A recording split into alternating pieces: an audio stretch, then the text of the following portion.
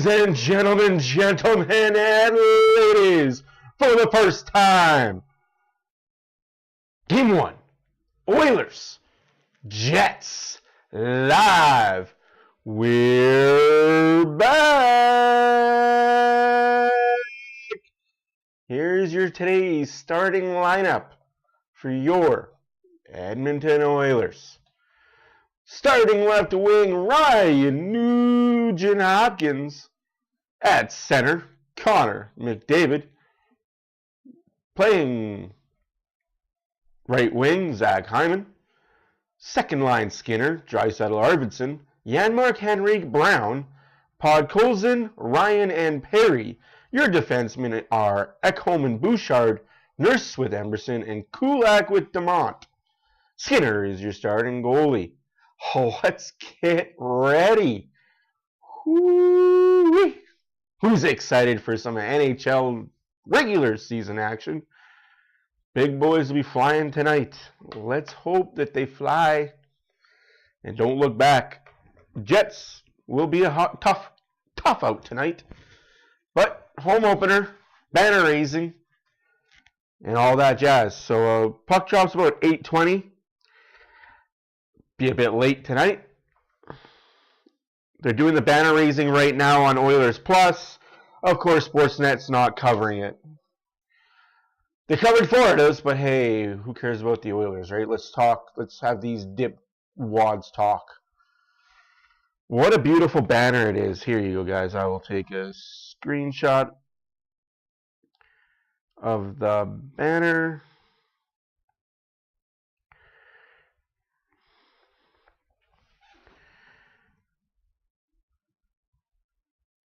And I will post it here.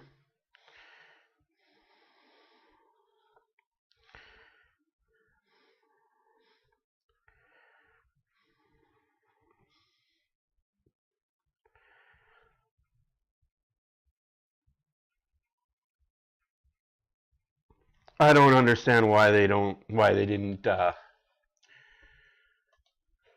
show it on TV, but it is what it is, right, folks? We're the Edmonton Oilers. Nobody cares about the Edmonton Oilers.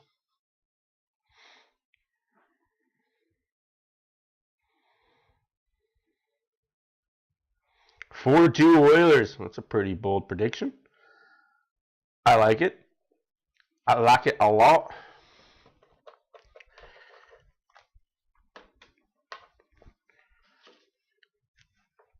Some new things happening today. We're going to see some newer graphics. Oh, boy.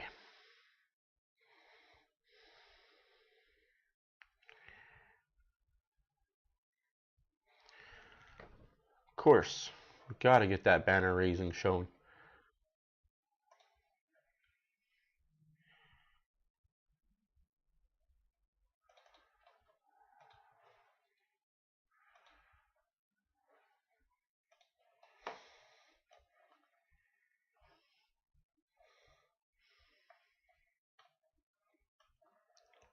How did everybody enjoy their summer? Hopefully it was kind.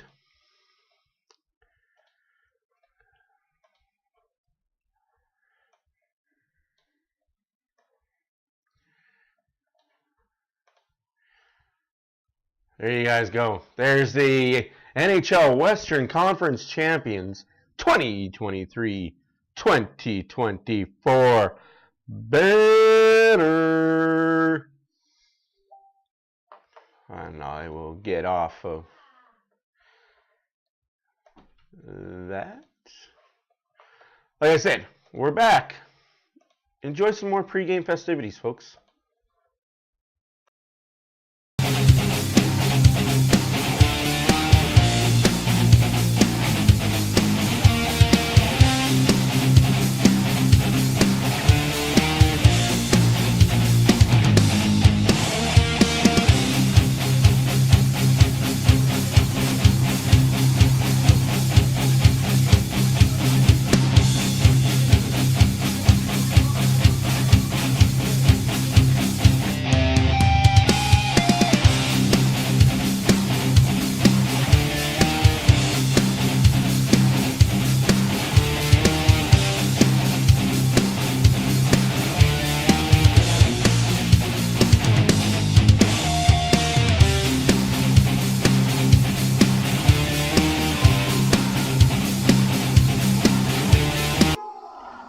And your introductions, of course.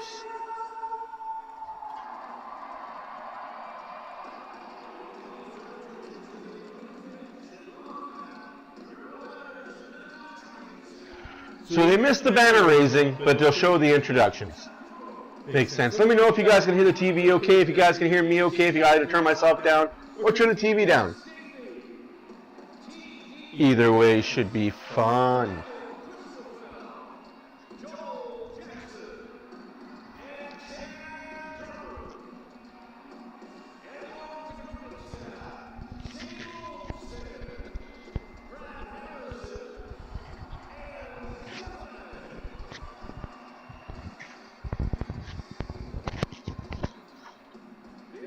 Hello out there, we're on the air. She's hockey night tonight.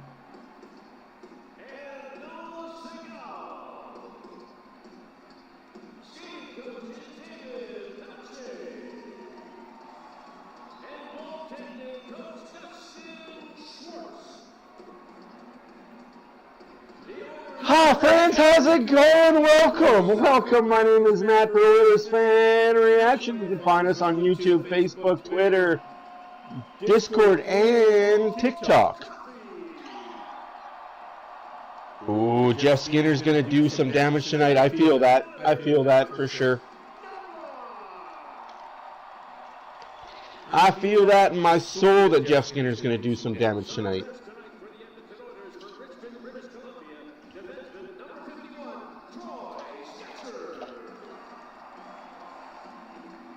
Healthy scratch, Troy Sketcher.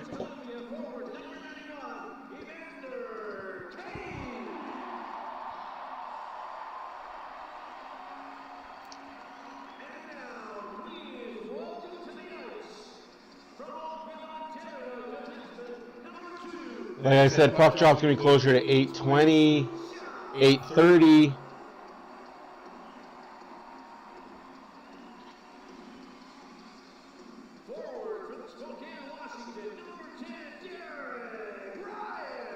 Welcome back, D-Rye.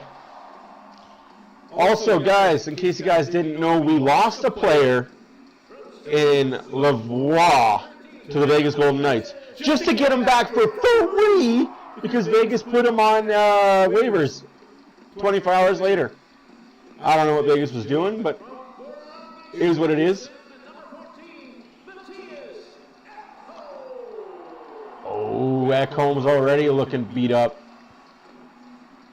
He's got a shiner. Oof.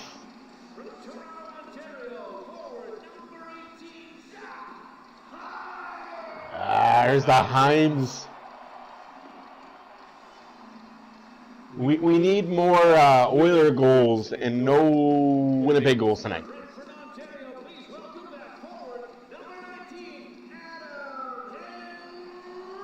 First time Adam Henrique did the walkout for the Oilers. Stanley Cup champion with the New Jersey Devils.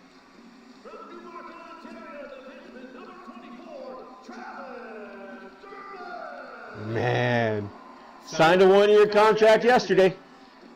$775K. Not a bad deal. I like the player. Brett Kulak. Hey, Dan. Hey, Lubo. Hey, Adam. Hey, everybody. It's a bird. It's a plane. Everybody's favorite Canadiens fan. So you're not a Utah Hockey Club fan? Big win by them last night, by the by. Donna Brown, welcome back. Hello, everyone. Thank you for being here.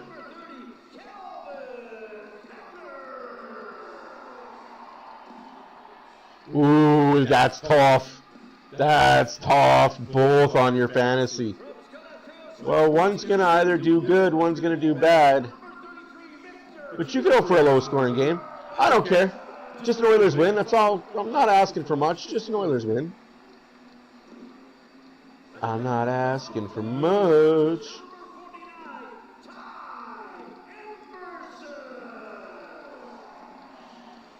Ty Emberson's also made the lineup. I like that. I like that. I like that very, very much.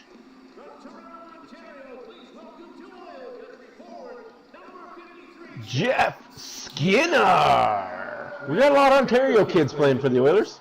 Good to see. Speaking of Ontario, yeah, Utah looked really good last night. I mean, it was against Chicago, but still, it's first win of the season. Keller looked good. Ingram looked good in net. I'm going to keep an eye on those guys. Could be a sleeper pick. Maple Leafs lost earlier tonight, 1-0 to the Montreal Canadiens. Yeah, we lost a few players this season. Fogel's no longer here. Holloway's no longer here. Broberg's gone. Sam Gagner's gone. McLeod is gone. Like, we lost players, but I think we replaced them with better ones. More experienced ones. Leon Draisaitl.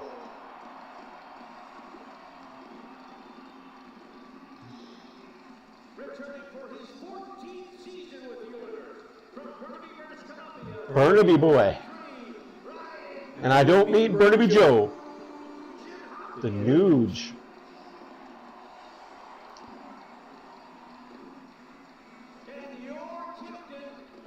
Your captain, my captain, Kuna McDavid.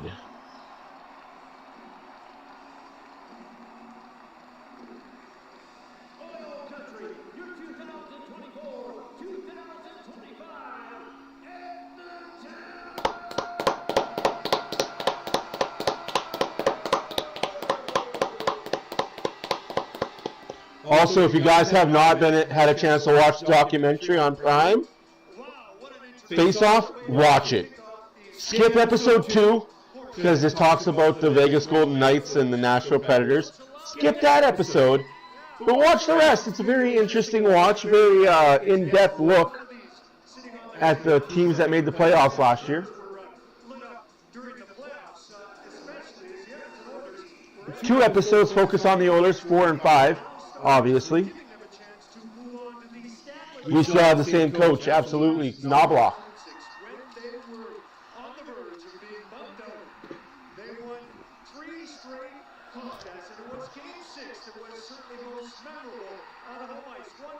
Absolutely still have Knobloch. I don't see him going anywhere.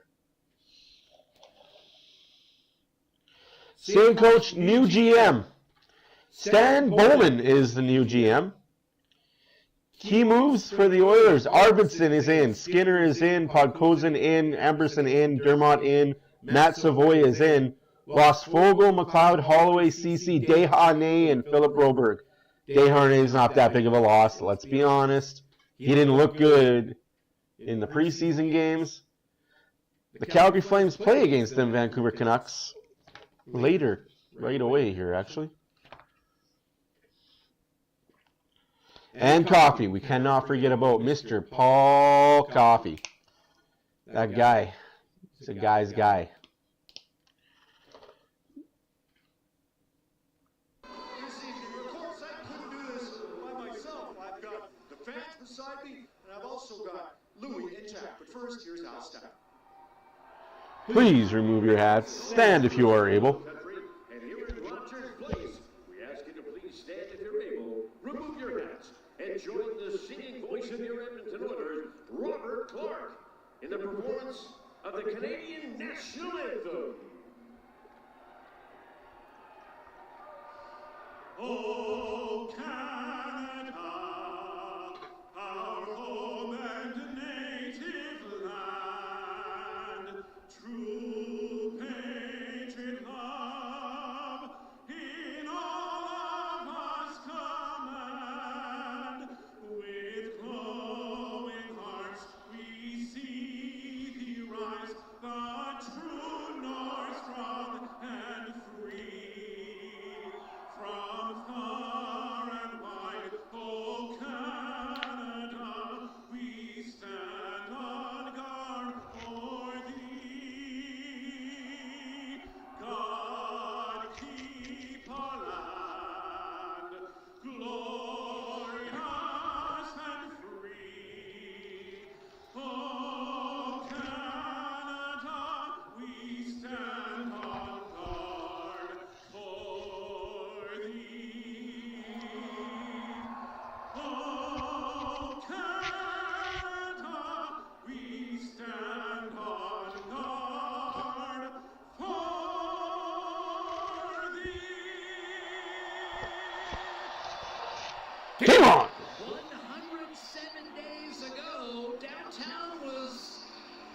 bathed in sunlight. And the Oilers who are playing their 107th game. That was Game 7 of the Stanley Cup Final. Now, 3.5 months later, we begin anew. Game 1 of 82 and the Winnipeg Jets, who finished 6 points ahead of Edmonton in the regular season standings, come in fresh off a Vezina winning season from that man, Connor Hellebuck. Rock solid and a rough playoff against Colorado. He had plenty of company. And that man, Stuart Skinner, this is his first opening night start. You may not think that considering his playoff success the last couple of years, but this is the first time he started on opening night. Not the first time Captain Connor McDavid is ready to go. Meanwhile, on the ice, Adam Lowry has won the opening face-off for the Winnipeg Jets. And we're Lowry wins the face-off for the Jets. Puck is in the Oilers zone.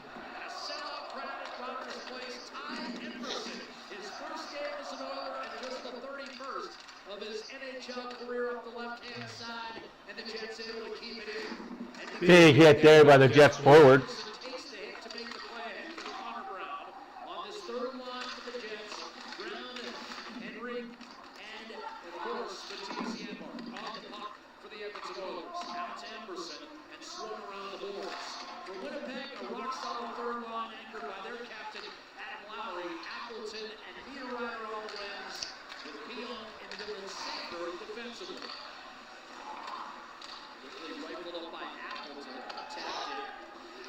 Skinner has time, looking good with the new threads.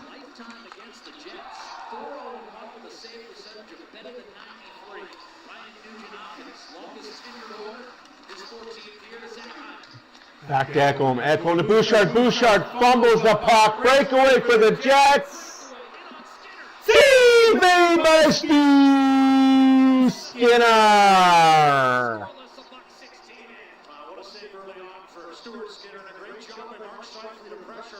Bouchard here at the blue line, a little cough up the puck, right on the line. You're going to see it bubble right there as he tries to corral it, and the pressure by Scheifele picks it off, has time to walk in and pick his spot, and a great save by Skinner early on to deny him in tight. I was thinking, Louis, it was going to be Scheifele's 11th straight opener with at least a point as he burst in on Skinner, but how about that start for Stuart Skinner? The first save was a breakaway, a minute in. Probably not what you want to face for the first shot of the season, but he handled it well. And a great job by Scheifele again to pressure that blue line. And that's something I know Scott Arniel talked about this morning, having his team play a sound defensive game. But when they have the opportunity, get themselves going. Mark Scheifele, you mentioned, coming into this game, has got a point in 10 consecutive games, opening nights that he's played. Almost made it 11 on that one. Winnipeg, as Louis alluded to, didn't change much, but of course, the head coach is now Scott Arniel instead of Rick Bowness. Brought up Davis Payne to work with the power. Oh, Bush, yeah, absolutely needs to fix. He needs to fix that in his game. Shot wide by the Jets. Jets now have 2 shots to the Oilers none. Here comes Draisaitl. Draisaitl with Arvidsson. Crisscross applesauce. Arvidsson was shot blocked in front of the net. Jeff Skinner lays the body.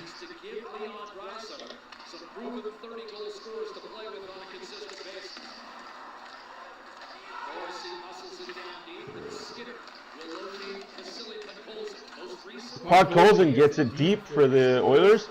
Ryan Podkolzin on the lineup.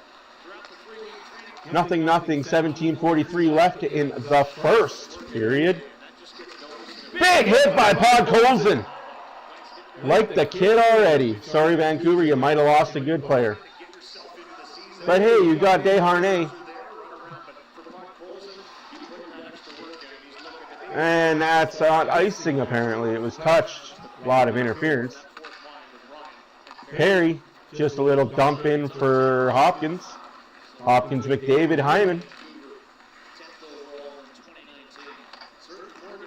I like the speed the Oilers are playing with. Yes, it's early. I get that, but they were a slower team last year when McDavid wasn't on the ice.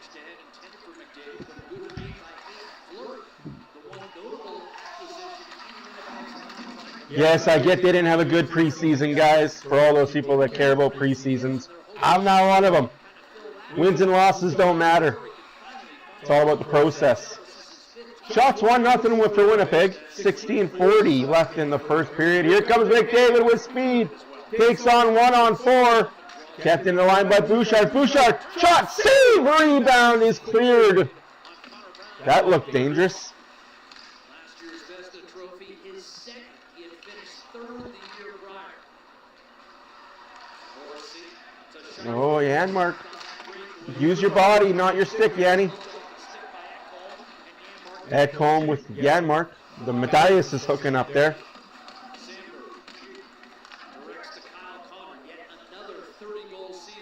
Ekholm takes it from the red line and smashes it deep behind the net.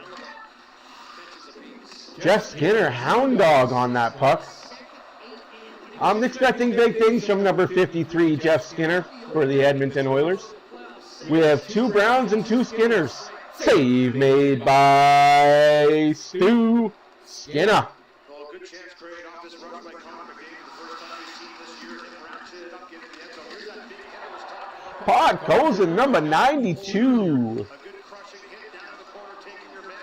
It's McDavid that generates this coming through the middle, and then get this puck into the middle of redirection on the backhand side. This handled by Hellebuck, but a good job by Pod Colson. Wants to be physical early on. And a nice little shot. All the links are in the bio as well, guys. Definitely there. Who scores the first goal tonight? Any guesses? Shots are 2-1 for Winnipeg. I'm going to say Jeff Skinner gets the first goal for the Oilers. As I say that, here comes Seidel. Just a shot, save, rebound. Skinner jumps on it. Jeff Skinner. So, do I just call him Jay Skinner and S Skinner? Jeff and Stu? That's offside, says the referee. Perfetti really finished strong last year and is looking to carry that forward after signing a new contract and doesn't have to worry about that. Right off the face-off, Leon Bryson just gets his feet moving. And he knows there's a little stumble by the opposing D-man on the left-hand side. So he says, you know what, I'm going to take this one-on-one with Neil Keown, who does a pretty good job to not allow him to get through, but he still gets a fairly good Draisaitl, good pull there. He has on the stick. But a little quick backhand to forehand, and again, just trying to handcuff Hellebuck in tight. Good drive. Saw those career numbers for Draisaitl. Last year, his fifth 100.4 goal season. Quickly slipped in by Barron as one of those 4-line goals to work. Rasmus Kapara.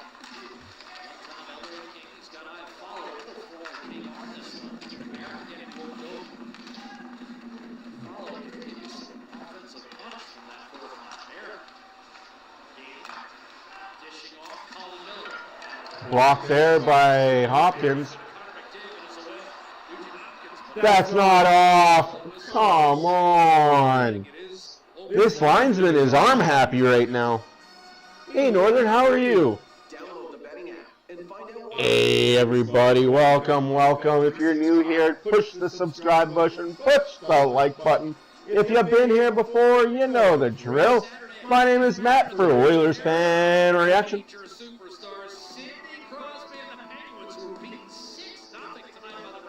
It's night 1, right? If you had Sam Monabo as your goalie and started him, you are now leading your league. Shutout. Although last I checked, the Rangers were up 4-0 on Pittsburgh as well. So a lot of people had Igor Shesterkin. Not to be confused with Sorokin with the Islanders. Shot, save, rebound. Stu in fine form.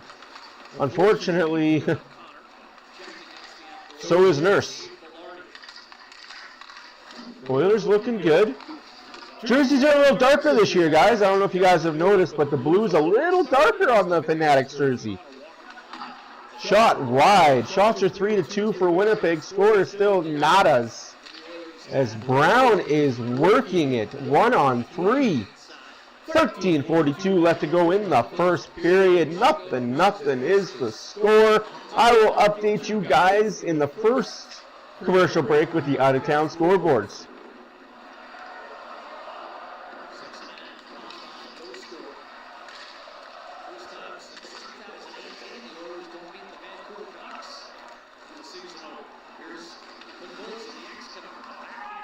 Clock goes and sends it wide on purpose. Held in there by, looks like, Dermott. Number 24, Dermott.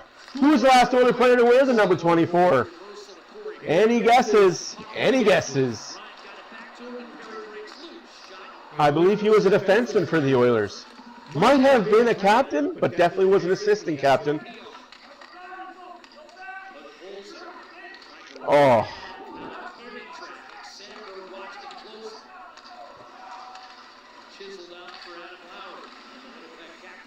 Shots are now 3-3. Skinner settles it down with 12:30 left to go in the first period.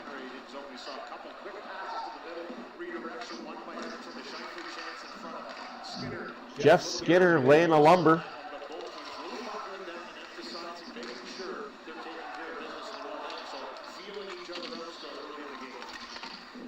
Oh, happy to see that you're well, Northern.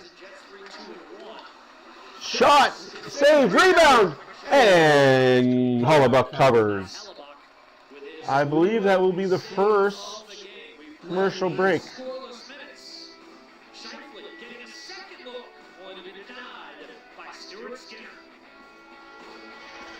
This is where the mute button comes in really handy because I can't show the sound. Anyways, folks, like I was saying, the out-of-town scoreboards. As always, brought to you by Oilers Fan Reaction. Put a sponsor here and we'll do it. We'll say your name, we'll strut your stuff. 5 games on the schedule today. Flames, Canucks tied 0-0, first period 12-19. The Avalanche and the Golden Knights tied 0-0, 15-35 of the first period. The Canadiens won the Maple Leafs 0. Cole Caulfield gets the power play goal in the first period. That's all she wrote. The Rangers rout the Pittsburgh Penguins 6-0. 41 shots to 29 in that one. Sam Keurig got the goal scoring started. Lafreniere, Chris Kreider, Philippe Cheadle, Chris Kreider, Vincent Trocheck. Man, Pittsburgh not looking good. First game of the year, but hey, remember Sidney Crosby signed that deal, 8.7. I don't know. Maybe that's just me being me, but I honestly believe Crosby could have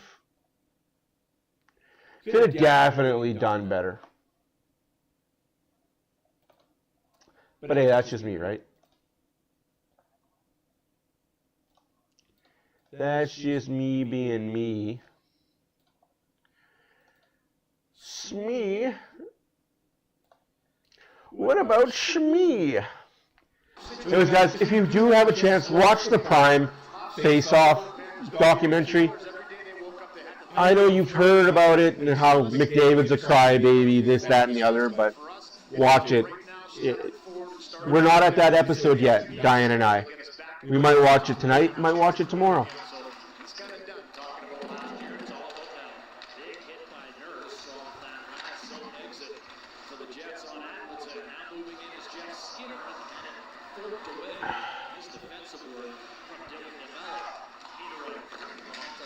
Eleven and a half left to go in the first period. A 0-0 score. No power plays for either team yet. Good clean hockey. Hard, lots of hits.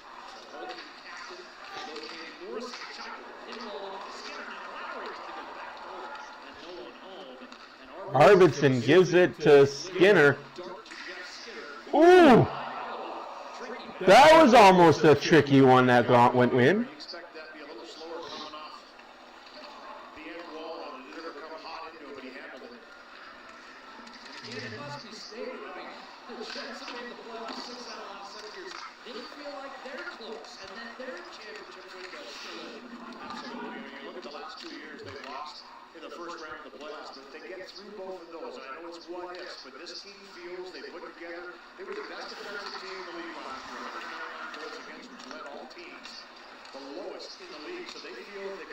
Well, that's what happens. You got an all-world goalie like Hollebuck. Imagine if Hollebuck had an actual offensive team in front of him. Man. Shot! save. Bouchard to the slap shot, just as I'm talking about Hollebuck makes the save. Imagine Hollebuck in an Oilers jersey, man. I know we have Stuart Skinner, but good Lord. Guy can dream. I definitely would trade it for Hollebuck. I'll put him on my NHL 25 franchise team. Anybody that does have that game.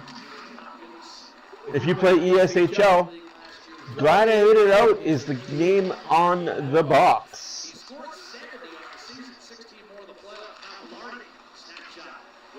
Less than 10 minutes left to go in the quickly moving first period. Nothing is the score.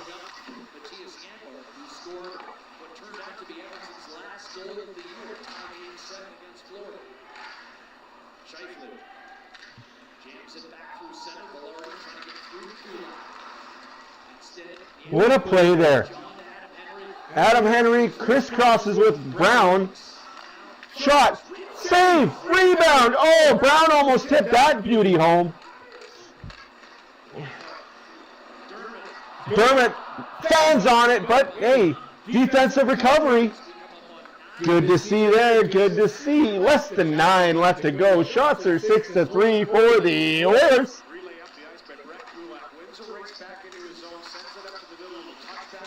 Holy smokes.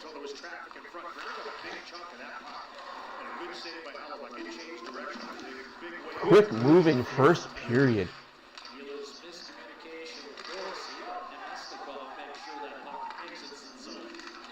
Derek Ryan picks Morrissey's pocket. Almost gets an offensive chance there. Podkolzin's a fast little bugger. I am liking the speed the Oilers forwards have.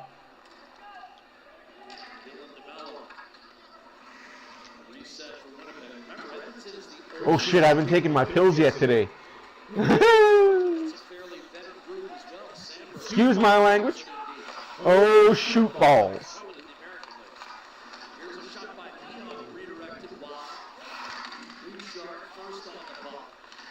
Bouchard couldn't get the puck past Lowry. That might come back to haunt the Oilers. Niederreiter. Oh, that's Nito. I remember when he played for me. Here comes Janmark. No, that's Arvidsson. Hooked on the hands. No call coming. That's okay.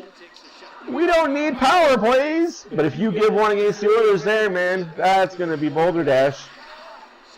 Good defensive play there by the Winnipeg Jet defenseman. 7.5 minutes left to go in the first period. Shots are 6-3 for damn Oilers. How about damn Oilers? McDavid looking for Hyman, cannot touch him. That would have been a pretty highlight reel goal scored by Zachary Hyman.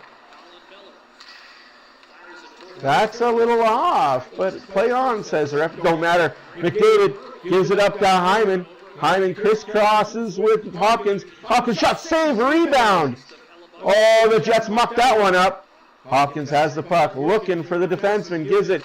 Kulak shot, save, rebound, in the goal. Hopkins shot, save again. What a mad scramble, and a breakaway does not happen. Good defensive recovery by the Oilers. I didn't see Darnell Nurse back there. I was scared. I seen 49 by himself. I was like, oh no, is it a 2-on-1? Good play there by Darnell Nurse in front of the net. 41 looks to be 49, sorry.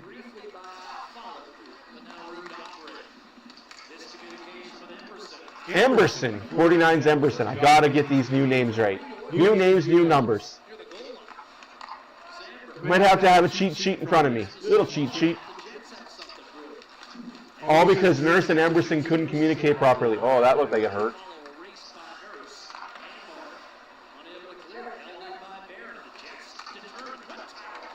Big save by Stu Skinner.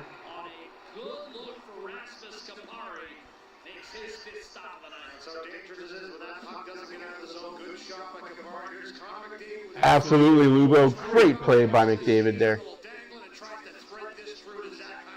Oh, just misses his stick, though. Just misses his stick. I said, I'll keep you guys up to date. Vancouver up 1-0. Daniel Sprong scores on the power play. 9:52 left in the first period there. Again, Avalanche and Golden Knights tied at 0s.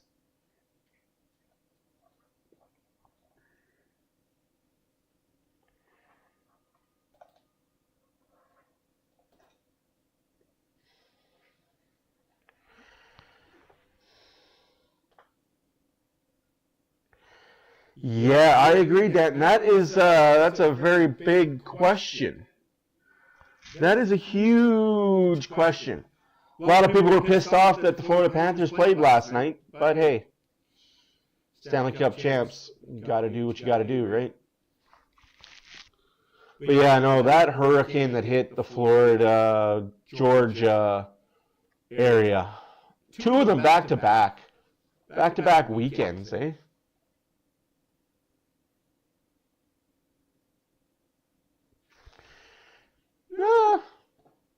He's a good player.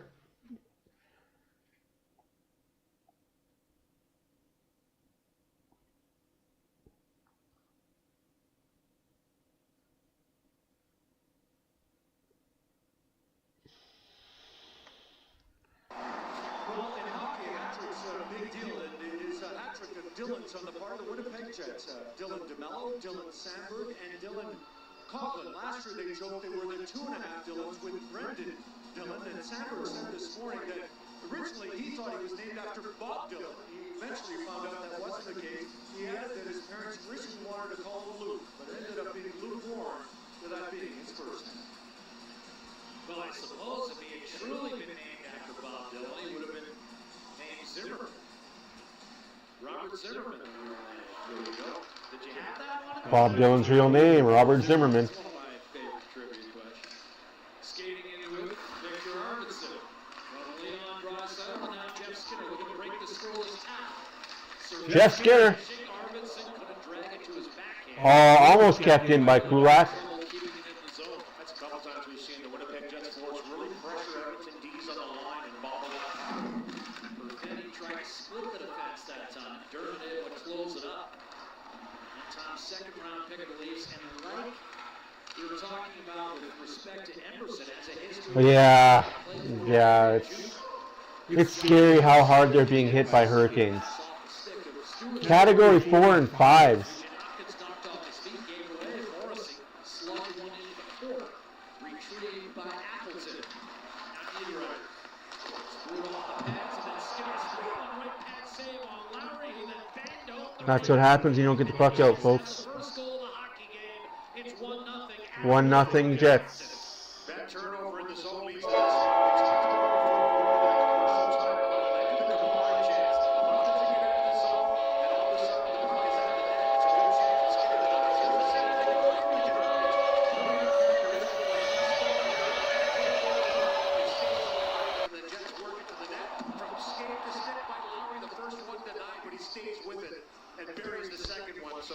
Skinner needs to hold his post a bit better there. Lowry up against the top line. You saw the 2 third line start the game against each other. But as this game has progressed, you're starting to see Lowry get out there against Draisaitl against 1-0 Jets, 4:58 left in the first period.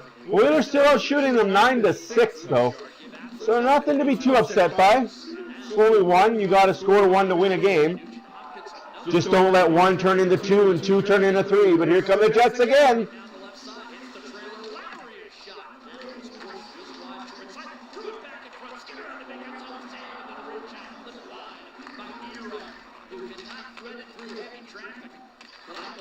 Lowry's first goal of the season, He did.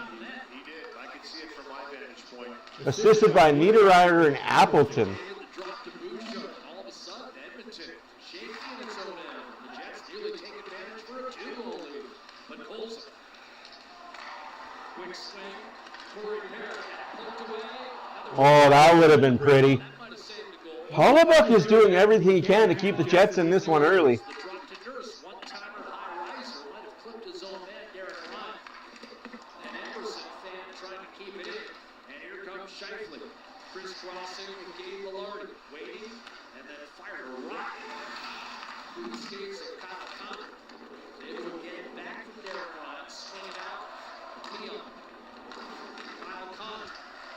to his left. Hard pass taken by Sandberg. Peel, shot, wow. Rebound hit the referee. Darnell Nurse on the puck. Battling, looking to clear, but Colson. 3.5 minutes left to go. 1-0 Jets. Whew. Again, it's a marathon, not a sprint, guys. It's game 1 of 82. Boston got thumped in their game 1. Pittsburgh got thumped in their game 1. It is what it is. It's only 1 goal.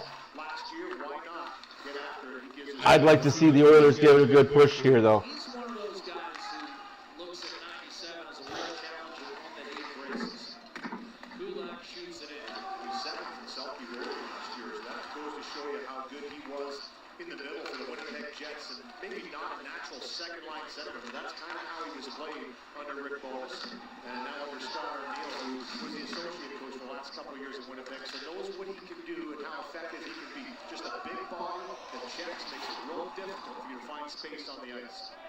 It's a good point you make about Yeah, it looks kind of dead. very honest total. That's more of an old school Selkie winner. I think that's where the pyro was for the players coming out. That could be a huge reason why. You're talking about with respect to Lowry shutdown. It's a little warmer in that area. But hey, no excuse. Oilers got to hold on to the puck and play better. Got to play better. By Fleury. Snatched away from Domestikov by Arvidsson, but regained by Nick Ehlers.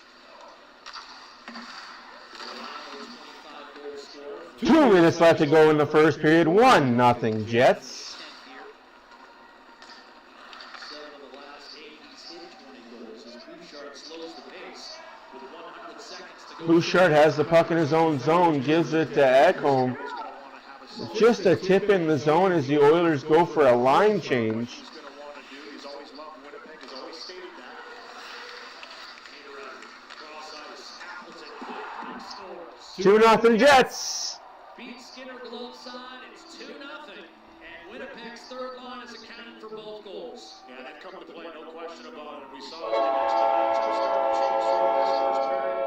And for Appleton, this is about the transition to play up the ice now. They're ready to come out, just stop this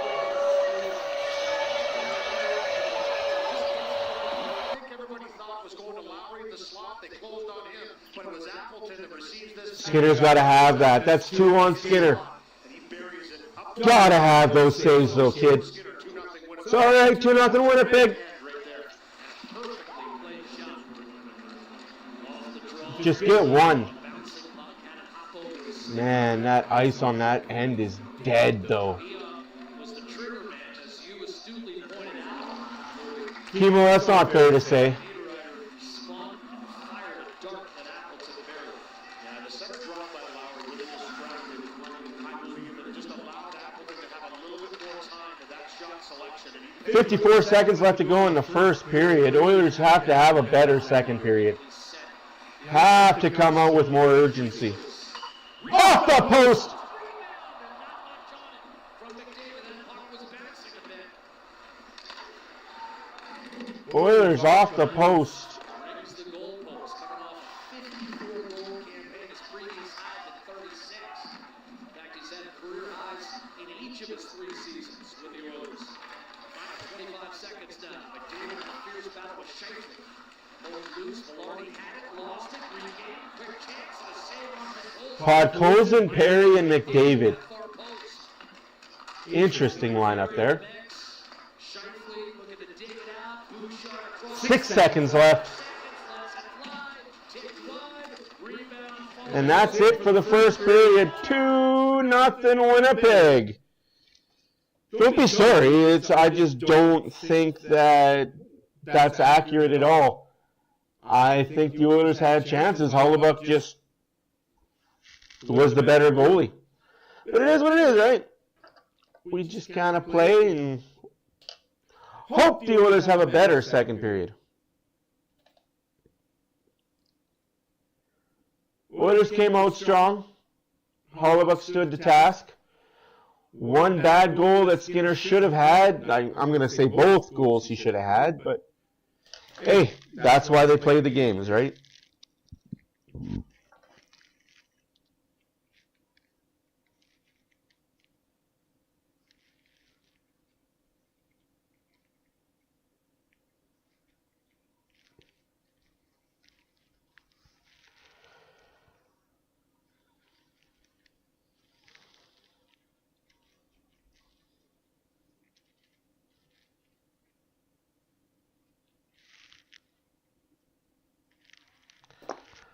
I mean, come on, guys. It's first period, first game of the regular season.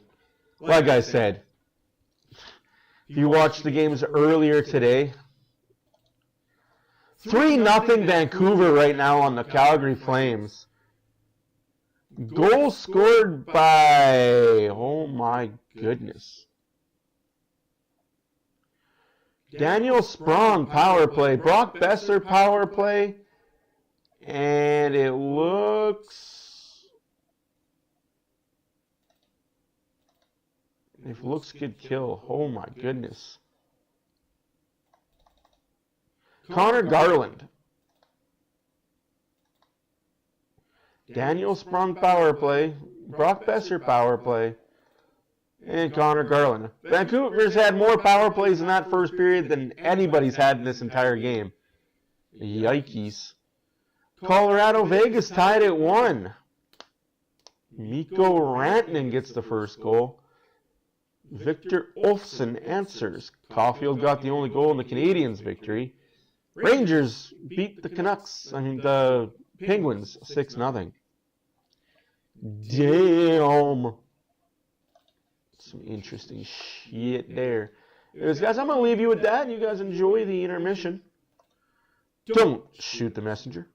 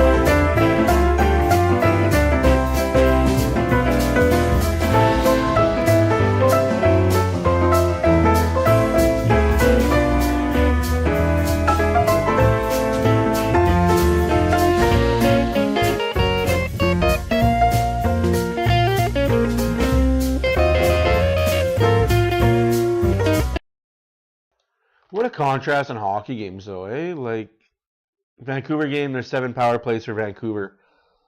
And this game, there's 0 power plays total. It's just, it boggles my mind how the NHL has that.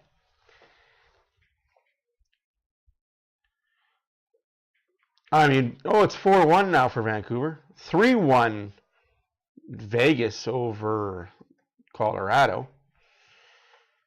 And, of course, 2-0 for the Winnipeg Jets over the Edmonton Oilers here in Edmontonville.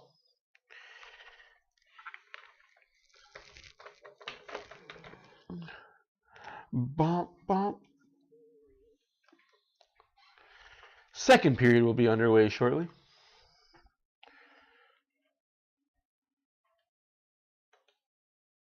Hi, friends. Yeah, 6-0 Rangers over the Penguins in the final. Hey, Mark Stone's playing until December, then he's going to have a miraculous back injury. Have to go on LTIR for the remainder of the year. Funny how that happens.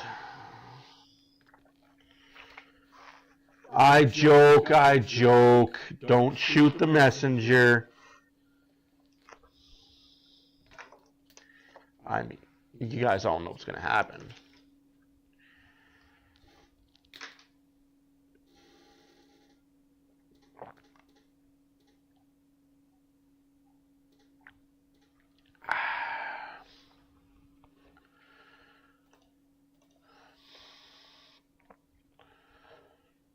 Ba, ba, ba, da.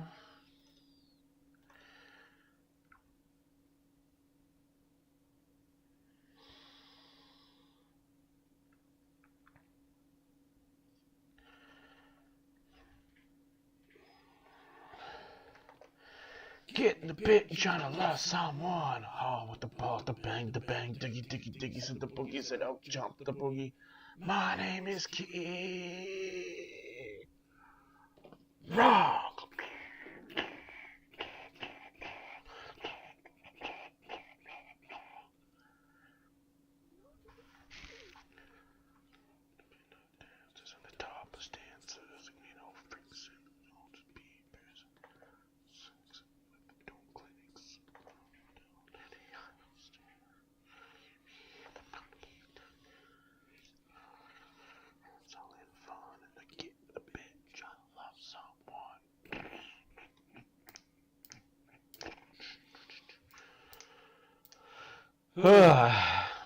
Well, guys, like I said, I was had a busy summer.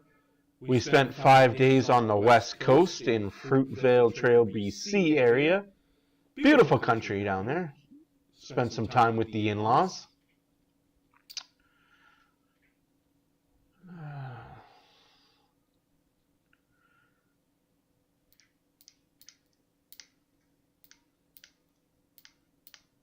If I had my hunting and fishing license, I probably would have did a lot of hunting and fishing.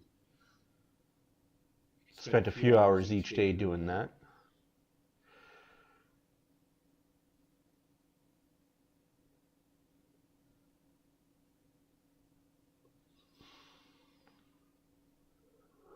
Excuse me.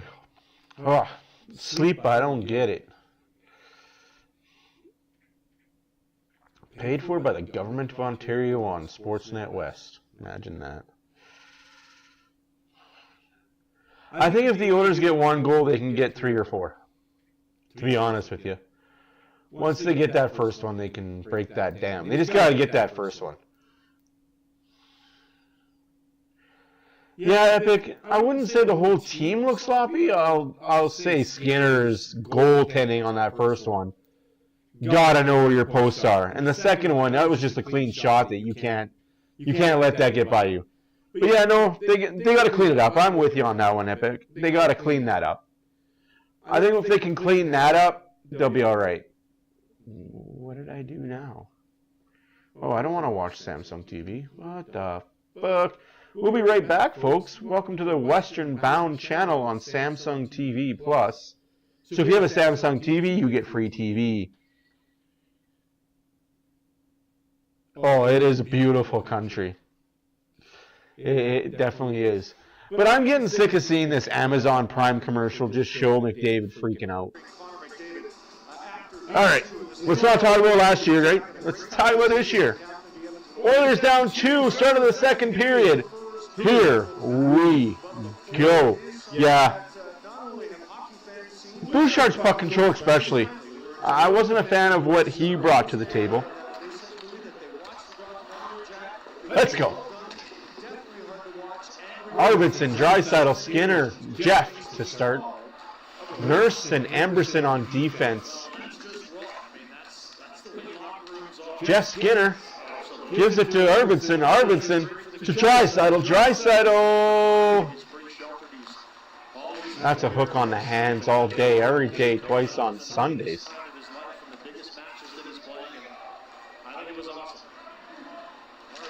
Arvidsson shot. Off the... Oh, I thought he scored. Ekholm back down to Arvidsson. Jeff Skinner.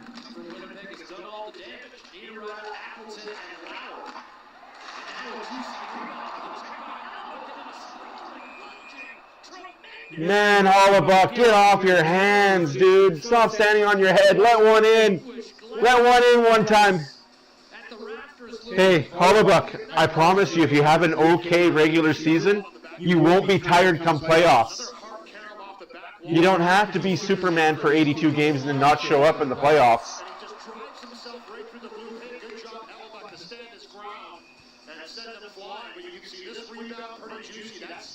Jeez.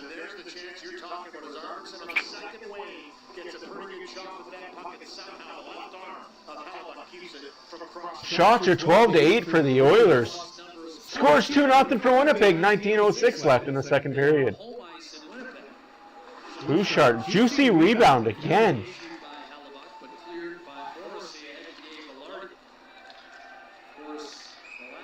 No, 1-3 touched it. That's not a hand pass.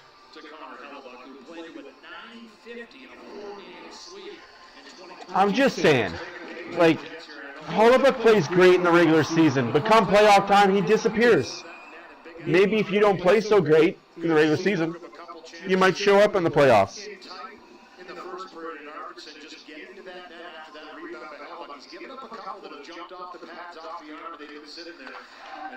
Just my dummy 2 cents. After all, I am a dummy.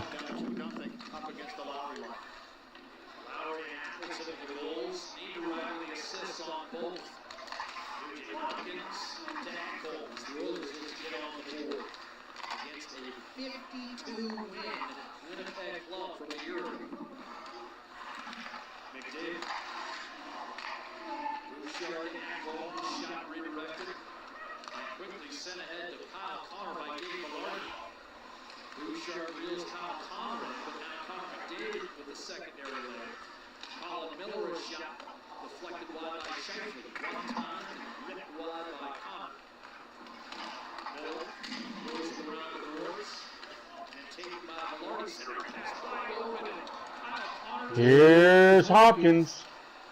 The soft kick leads McDavid deep into the zone. David and Nikita Kucherov becoming 2 of 5 players in NHL history with 100 assists in a single season last year. Oh my goodness, Brown just puts that wide. Oilers have no puck luck right now. It's okay though, it's early in the season. Get the jitter ditter shitter ditters out now. Get all the bad juju JoJo vibes out now.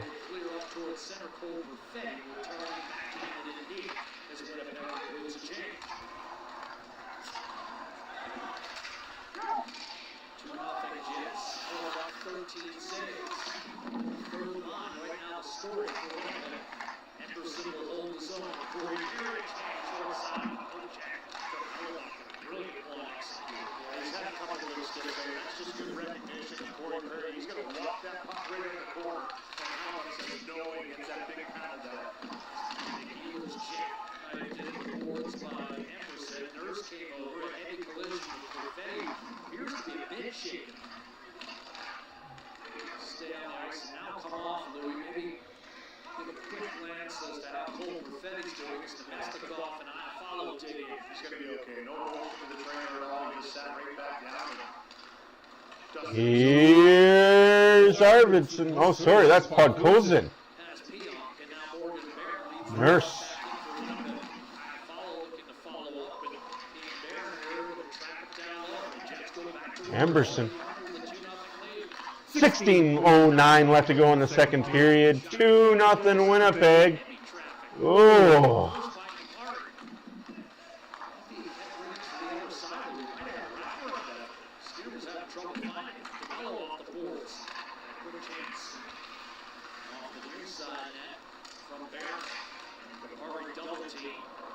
Oilers got to move their feet. They got the slow line. Oilers had the slow line out there. Beautiful feed from Morrissey, and it's 3-0 for the Jets. And Rasmus Kapari is on Winnipeg's death, shining in Edmonton. Yeah, long shift defending in the zone for that line by Edmonton, over a minute and 20 on the ice defending, and just good board work, good net presence by the Winnipeg Jets. And I know the panel talked about this. Oh, that's frustrating. Perry, Brown, just the slow line. Just one times out on the right side. Not an easy shot to do. He doesn't have to get a lot on it, but it buries the puck on a beautiful pass. come on, Oilers, wake the fuck up.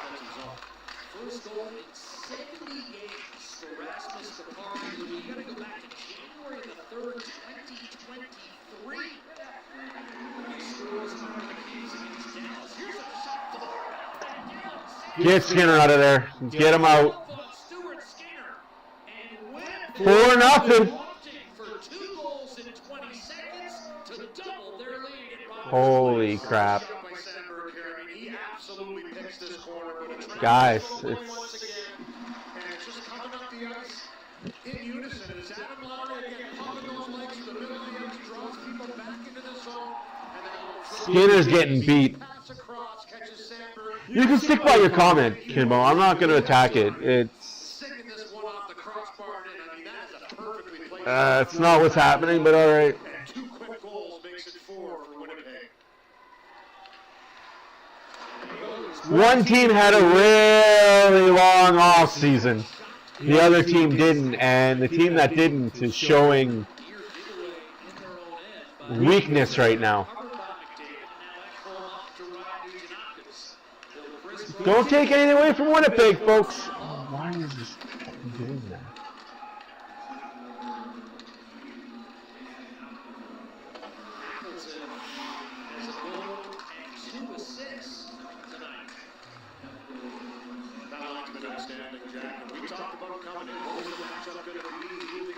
I wouldn't say it's the whole team, but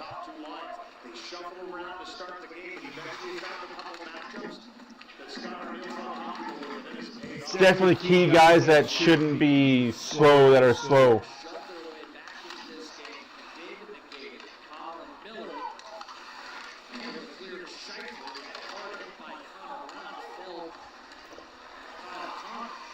Yeah, like I said, it's game 1 of 82. I'm not gonna get high and low, you know? Like, I'm gonna save that for other Oilers commentators and other Oilers watchers. I'm gonna keep even keel. It's the Winnipeg Jets. They've got a dominant team in the Central Division. But again, they fold like a cheap suit when it comes playoff time. Now, I'm not going to overstate, understate, get mad, cry. Jets are skating faster, harder, and better. 13:35 left to go in the second period. Oilers, nothing. Jets, 4. Despite the shots being 13-10 for the Oilers. Not really too worried about it.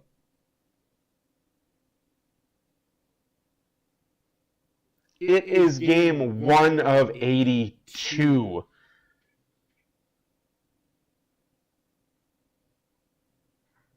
Okay, Kyle, that's a stupid. Like, I know people that come in here and don't say shit until the teams are definitely winning by a lot, and then they talk shit. Like, good for you, kid. I bet you peaked in elementary school too. It's one game. Where was Winnipeg last year after round 1? They didn't show up. Where was Vancouver after round 2? Oh yeah, they were out. Just saying.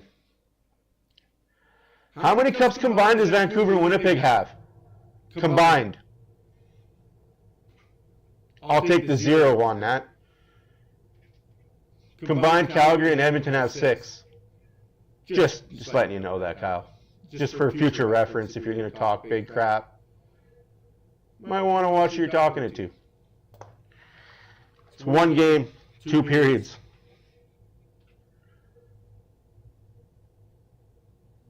But I guess that's why Jets fans are Jets fans and Vancouver fans are Vancouver fans. They think that one game in a regular season is their Stanley Cup.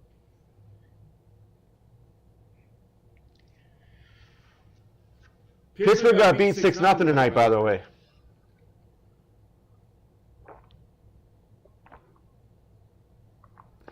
Boston got trounced last night, too.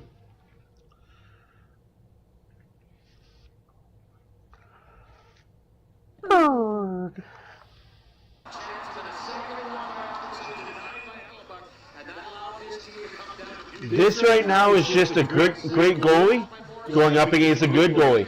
Hollabuck is an all-world all-star, year in, year out.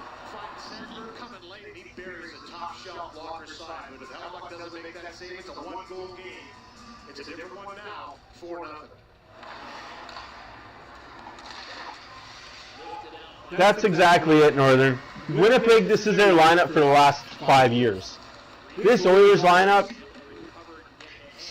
really the first game they've all played together.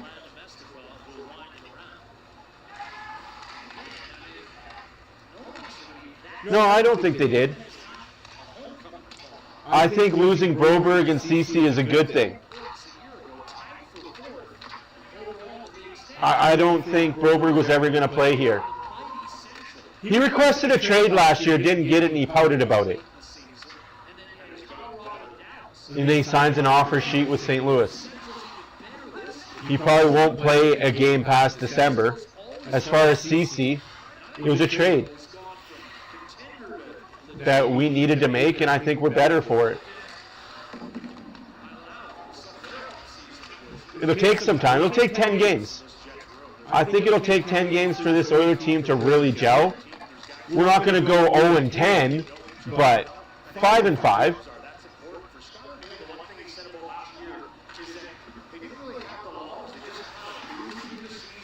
Skinner should have passed it to Bouchard right there. But yeah, I agree with you, like, to a degree. I think as a whole, the Oilers are better defensively than they were last year. But that's what the trade deadline's for, right? Assess where your defensive core is at and add to it. There's some good defensemen going to be open at the trade deadline. No matter what, you're taken care of with BetMGM. BetMGM, the sportsbook born in Vegas.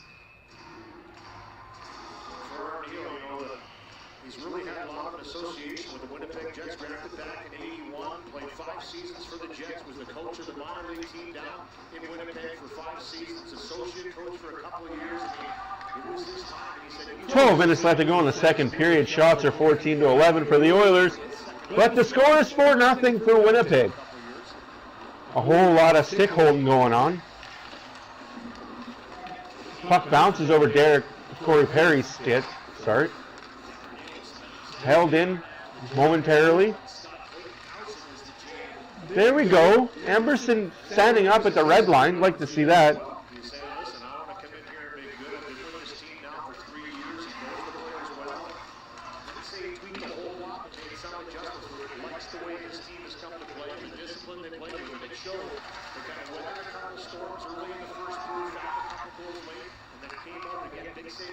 I mean, if I was to throw a fit every time the Oilers lost a game, then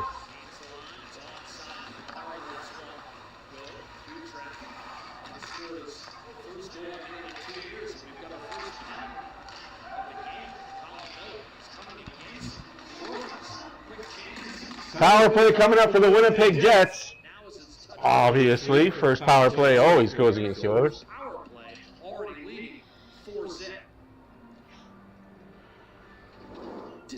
the Kraken Gold Spiced Rum.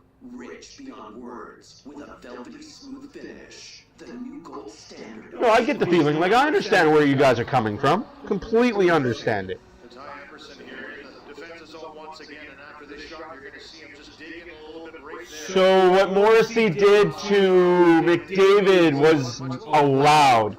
Gotcha. Gotcha loud and clear. It is what it is.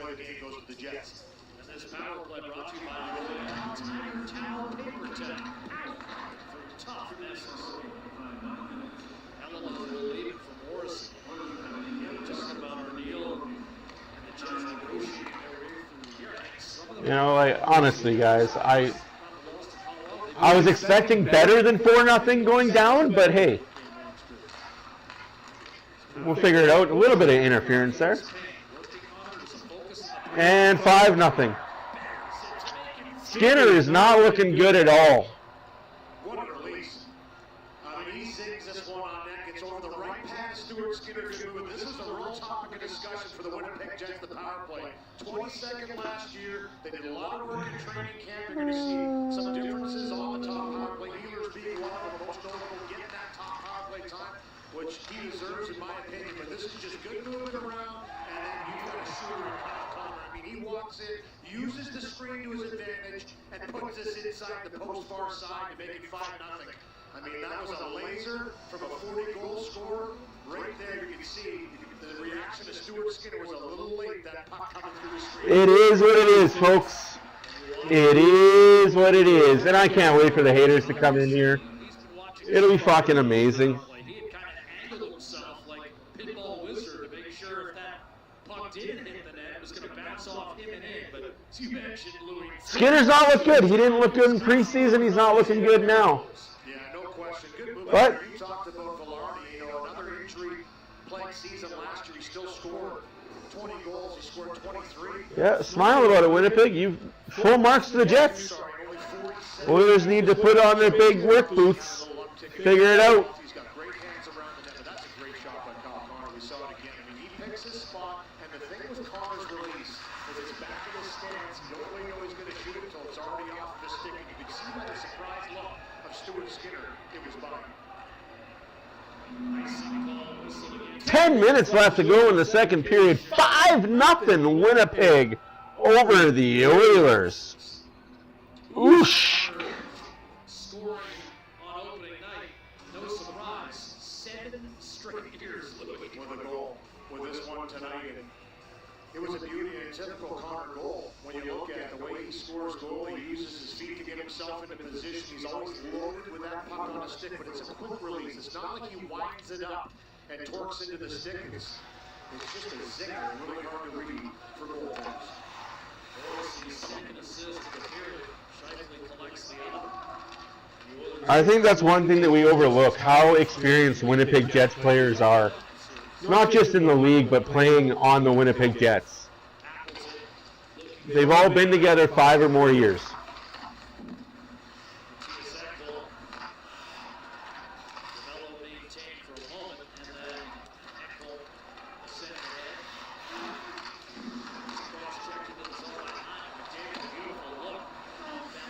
Just can't hit the net.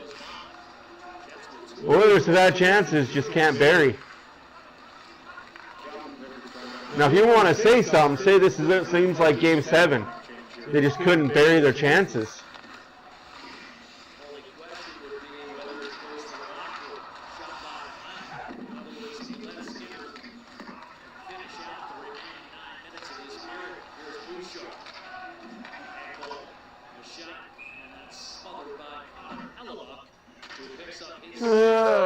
There you go. Here comes Picard. Bye-bye, Skinner. That sucks for Stu. Hey, first 2 goals are on Stuart Skinner, though. It is what it is. It's one game. Don't read too much into one game. You seriously can't read too much into one game.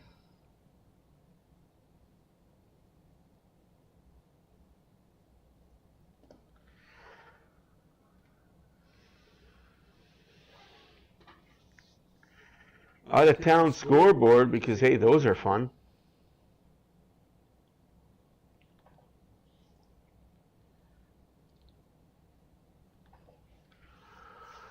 Whew. I might just switch to the Vancouver game. No, exactly, Kimo. Like, I'd be worried if it's October 30th and the Oilers are over and we have trouble scoring and have trouble keeping the puck out. Canucks 4, Flames 1, Golden Knights 3, Avalanche 2. That's the rest of your out-of-town scoreboards. I'm trying to be more mellow for you guys this year. I can't guarantee how long the mellowness is going to last, but hey.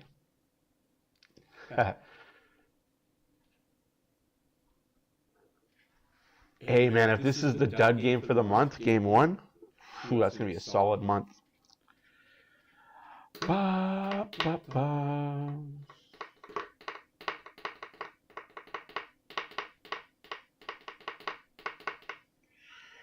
Like I said, if I got too freaking worked up over game.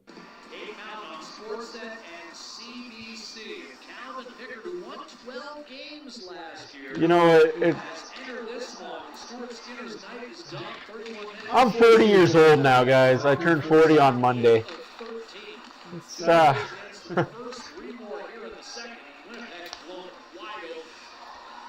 I said, if this continues for the whole month, though, I will probably lose my shite.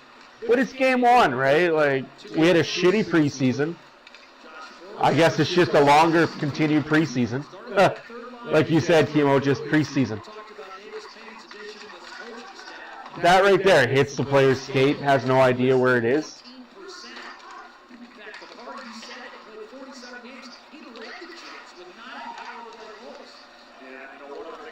Yeah, buddy.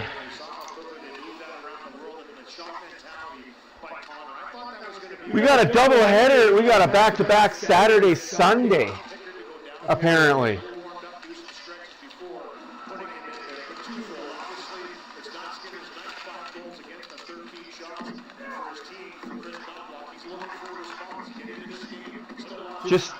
It's just that type of night for the Oilers. Again, Hollebuck's being Hollebuck. He's doing what he does against the Oilers. I'd love to see him do this in the playoffs. Unfortunately, he folds. Great 82-game season.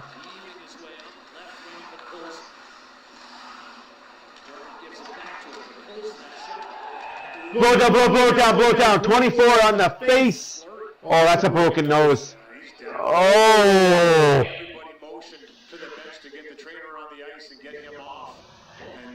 He took that one high, and he gets up and skates himself off.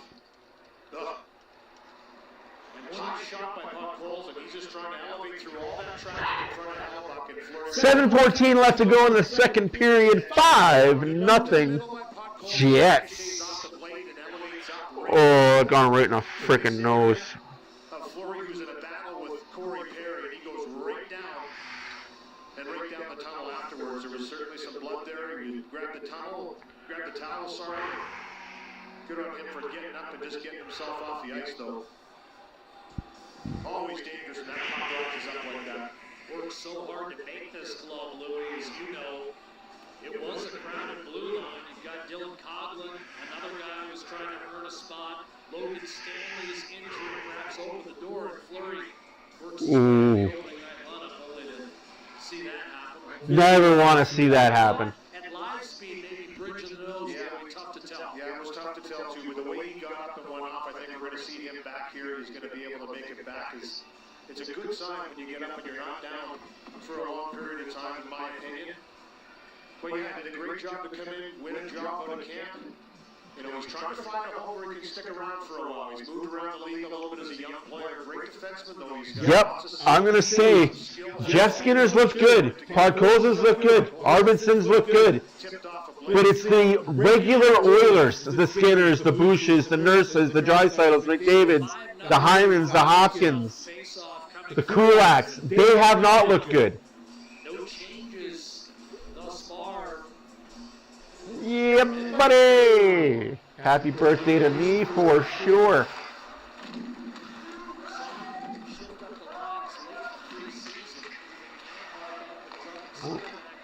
All it takes is one, right?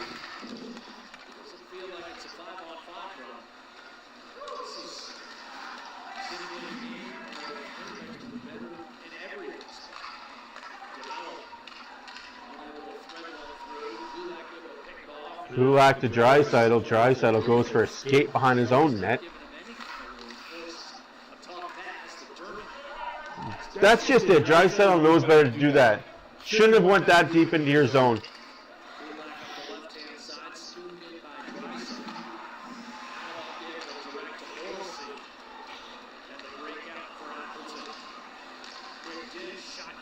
Save made by Picard. The Brooklyn cheer. The Bronx cheer, I should say. He made a save. Shots are 18-14 for the Oilers. Scores 5-0 for the Jets. 6 minutes left to go in the second period. Just get one. We get one, I'm laughing. We get two, I'm feeling better.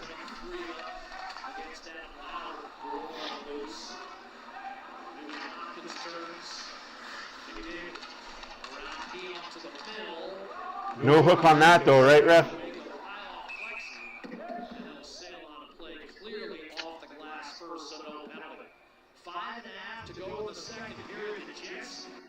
Who cares? 5.5 left to go in the first period. The first game is almost over and the Oilers have not shown up at all.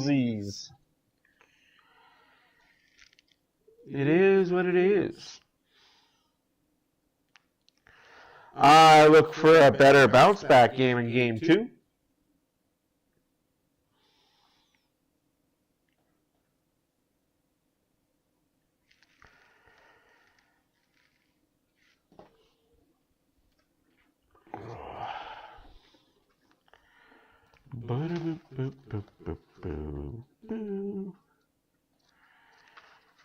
If the Oilers don't find a way to bounce back in game 2 against the Chicago Blackhawks, we got issues. Winnipeg, Chicago, Calgary, Philadelphia. You should win 3 of the 4. You should win 3 of the 4 you play at home before your first road trip. Is this the first game you'll lose? All right.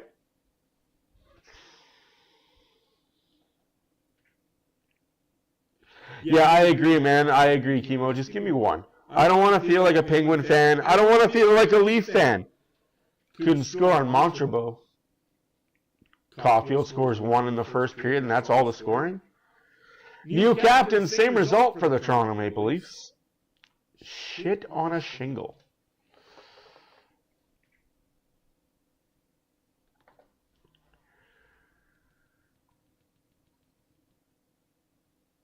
Still 4-1 Vancouver over Calgary. 4-2 now the Golden Knights over the Colorado Avalanche. When you look at this trio, is it the best third line in the game? I'll say yes. You've got a veteran player, Niederreiter, Bernie, a 20-goal scorer. Adam Lowry, 6'5", can go up against anybody, make it a hard night on him. And I think you're going to see Mason Appleton have a breakout year at 14 goals last year. He's going to approach that 20-goal mark for sure. But that line, when they're on their game, you can see the damage they can do. Here we go again, talking about the other team. I mean, it is Winnipeg. At least this Canadian team. Just get one, Edmonton. Get one before the end of the game. Oilers just trying to get on the board here before the end of the period. Stuart Skinner is out, having been replaced by Calvin Pickard. Yeah, I agree. Like I said, I'm going to try for the first 10 games not to get too high when we win, not get too low when we lose. Try and keep it as even keel as possible.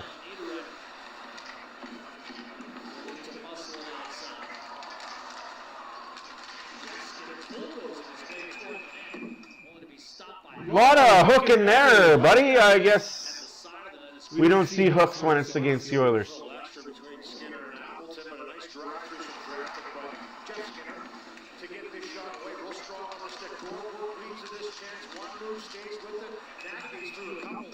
get that shot away. And you can see Armstrong, who's been around the net in this one time, his first game as an Oiler. Ends up in the net, but a good save by Hellebuck again off that shot by Skinner. Jeff Skinner, the all-time league leader in games played without a playoff appearance. His last postseason appearance came as a Kitchener Ranger. Lost to Windsor. Future number 1 overall pick. Skinner's going to get his first playoff atmosphere in his career for the Oilers this year. He's all players from that draft and goals in his career, so he's been a prolific goal scorer in his career. Carolina and Buffalo, obviously bought out by the Sabres and signed by the Edmonton Oilers. We're hoping he can find that scoring touch on that second line with Draisaitl and Arvidsson. Sandberg stepping in. Alex Sandberg felt like Brendan Dillon's absence would be hurt, but they filled to some degree by Sandberg. Lord of the goal tonight. Solid defense pairing with Neil Dion. At least through 35 minutes. Now Miller telling her that play. Turn it over to Connor Brown. One time a rip by Henry and a save by Hellebuck, who's been there all night. That's his 21st.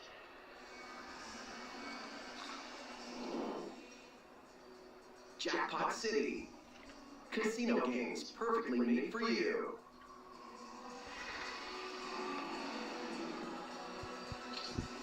We're digging in the last couple of shifts for Edmonton, just trying to find something and get on the score sheet here. Good pick off here in the zone by Brown. He finds Henry for the sharp angle shot. Good read by Hellebuck again. Positional save by him. He was right there to meet that one and close it off. Lack of shot. That's towed out of play by Hellebuck. Louis, the Oilers last week with the regulars in the lineup lost 6-2 and 4-1 to Seattle and Vancouver the preseason. So some would suggest you can see this. Yeah, it's a long season. There's no question there's been a little bit of a carryover from last year. It's been a real topic of discussion here in Edmonton, obviously from the players, from the coaching staff, the fans. And it's real, and it's them trying to get themselves ratcheted up and find that A-game, that energy. And it obviously is carried over into this game. I thought they were fine in position for about the 5-way mark in the first period, but they gave up a couple of goals. Thought they had a good start to the second, but they credit Winnipeg. They found those 2 goals quickly in 20 seconds and over this game up. Dermott overtopped the net. Hopkins leaves it for Kulak, and a glove save made from distance by Hellebuck. But I would say it's real, Jack. No question. I mean, it's a big turnaround coming from a Stanley Cup loss in Game 7. The way they did it, and they have to carry it through and get themselves ratcheted up in the regular season. They're professionals. This is what they do for a living. They understand it. It's easier said than done sometimes, and it's hard to turn that switch on. You've got to build towards that, build the tenacity. For me, what's the answer? You know, where's the energy going to come from? Who's going to go in there, stir the pot a little bit, get things going, get the emotion high in the building for the home opener here? That's what needs to happen here. If they want any chance to try and claw back into this one down by 5. Interesting. They also set the tone for the next few games, so I think that's what the coach is looking for. And it's just like that. Hellebuck makes an amazing save. No business making that save, but he makes it. It is what it is. I don't know who you are, Clark, but that's hilarious. I'm not going to respond to you like that. This is not some homecoming opponent. This is a 50-win club that feels every bit the contender that the Jets are. Here's a look at yet another fine save. Yeah, off the face-off. Nice pass here by Bouchard to find that seam through to Draisaitl and where he shot the puck times from in his career. He gets a good shot away on this one. First real threatening shot by Draisaitl. I may have to play some NHL 25 after this game and beat up on some kids. Put my power forward build out there and just mash some kids. First Twitch live stream of the year? I think it may be possible.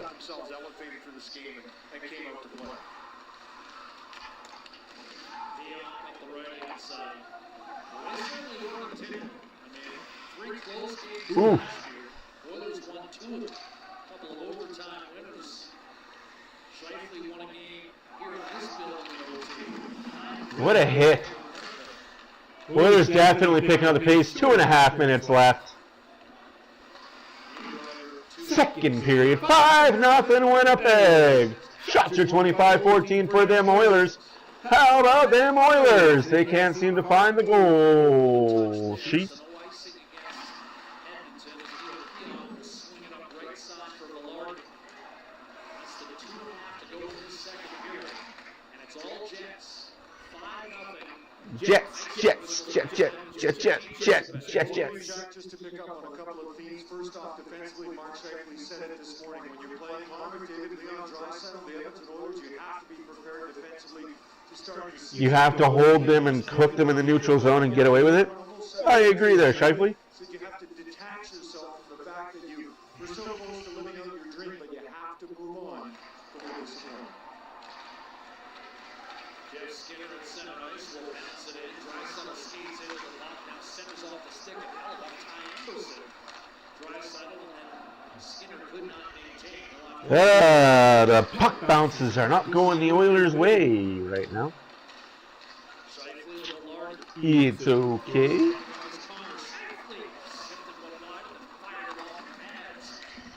5-0 Winnipeg. 1.5 minutes left to go in the second period.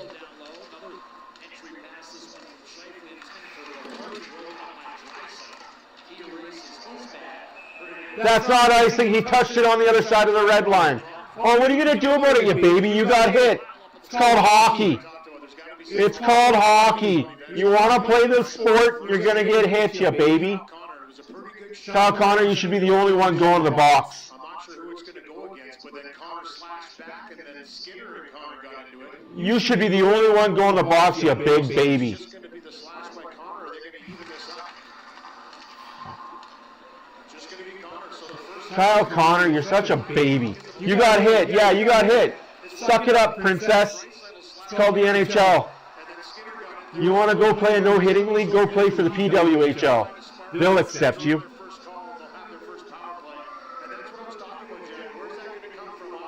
Fucking baby. Ooh, he hit me. Wah, wah. Power play for the Oilers. Let's get one and let's Pretty much half the score here with our power play brought to you by Royale Tiger Towel, Paper Towel Power through tough messes.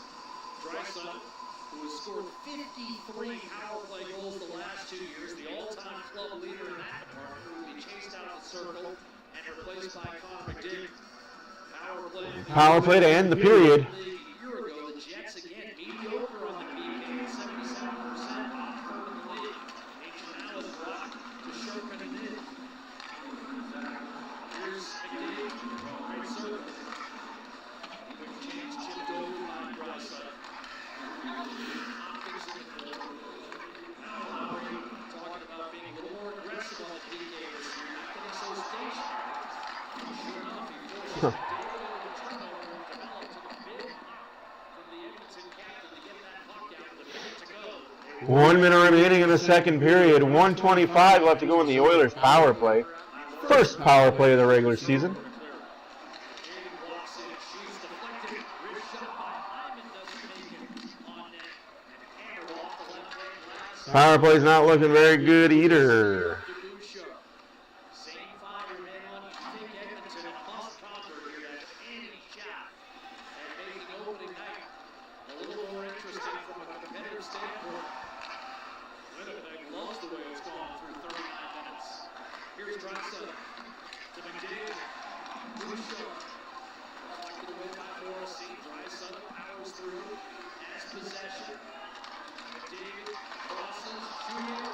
Hopkins stopped by Hellebuyck and he'll cover the rebound. Hellebuyck's just looking good. 15 ticks of the clock remaining. Again, regular season Hellebuyck is pretty damn good.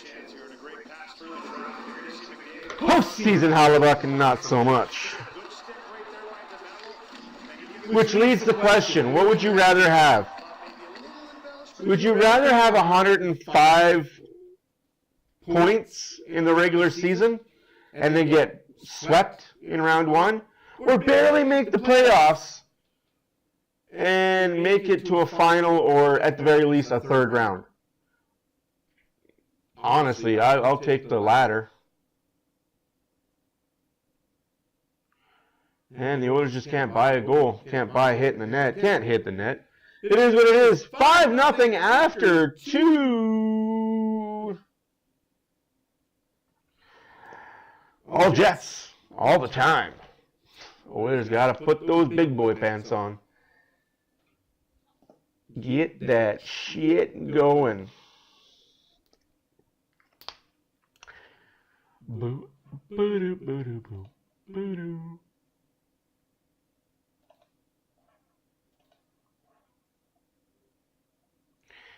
Whew. 2 periods done. Oh, yay. Not the night we envisioned, eh, boys? Ladies and gentlemen. Gentlemen and ladies. If you've liked what you see, push the like button. Leave a comment. Subscribe if you want. Oh. Rough first game. Oilers on a power play to start the third period at the very least. Out of town scoreboard. 4-1 still for the Canucks. 5 minutes left to go in the second period there. 4-3 Vegas with 2 minutes left to go over the Colorado Avalanche in the second period. Finals from earlier today, the Canadiens beat the Maple Leafs despite getting outshot 48-27. Cole Caulfield scores on the power play in the first period. Nothing after that. The Rangers put a thumping on the Pittsburgh Penguins, 6-0. Sam Kierik, yes, that Sam Kierik, got it all started for the Rangers. At 2:24, the first period, game winner.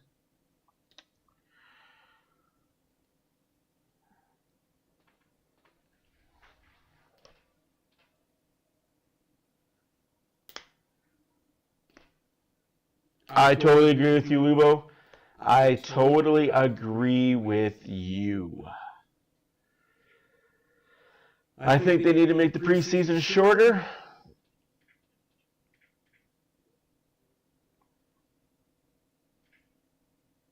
I actually want to buy that game, to be honest with you. Just with all the celebrity appearances that happen in the game. Call of Duty Black Ops 6.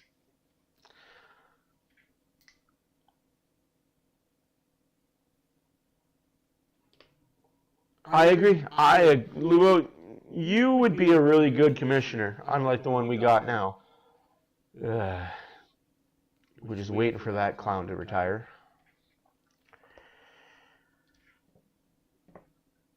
But hey, it's 5-0 Winnipeg after 2. Yikes. If you're a Winnipeg Jet fan, you're loving it. Ba-da-ba-ba-ba.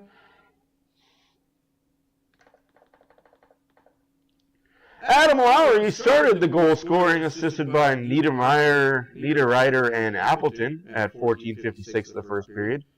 Mason Appleton got the second goal at 18:35 of the first period, assisted by Niederreiter and Pionk. Rasmus Kapari got the third goal at 4:17 of the second period, assisted by Morrison and Barron. Dylan Sprandberg got the goal for the Jets to make it 4-0. And Kyle Connor on the power play made it 5-0. Jets. Yikes.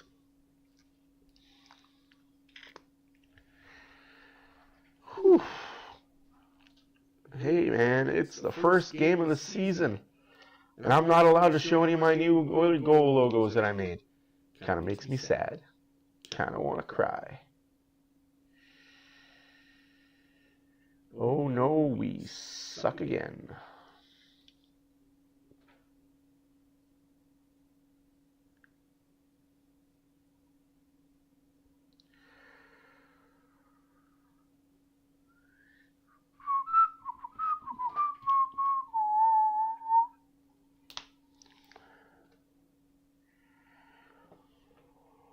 Oh, actually, somebody did write me a message on Xbox, and I'm kind of laughing by what they wrote. I'll respond to them in kind later. It's just the creativity of some people's kids,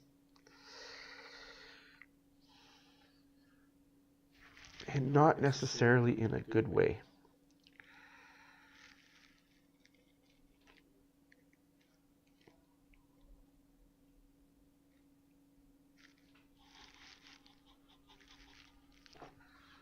I don't even know what the hell I was supposed to say to that. Anyways, guys, hopefully you're enjoying the stream.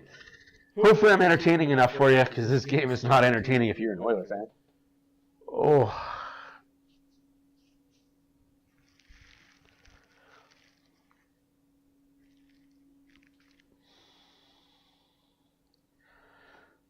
Bedard isn't going to get nowhere near 100 points of the season. He's going to be injured halfway through.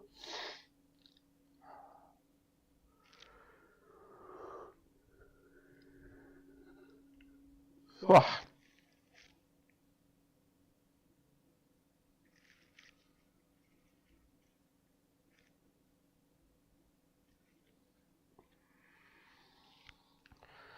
Looking forward to tomorrow night's games. There's 9 games on the schedule tomorrow. Excuse me. The Montreal Canadiens play the Boston Bruins. The Kings and Sabres play. The Panthers are in Ottawa to take on the Senators. Turn on Disney. Maple Leafs are against the Devils tomorrow. Utah Hockey Club plays against the Islanders. The Pittsburgh Penguins take on the Detroit Red Wings. Stars are in Nashville. Blue Jackets are in Minnesota. Blues are in San Jose. That's all. And then Friday, there's only 4 games. Ovechkin does not break Gretzky's record this year. Lightning Hurricane on Friday. Blackhawks and Jets. Flyers, Canucks, Blues, and Golden Knights. 14 games on Saturday. Oilers, Blackhawks being one of them. Wait a minute. Chicago plays back-to-back? Ooh, let's take advantage of that.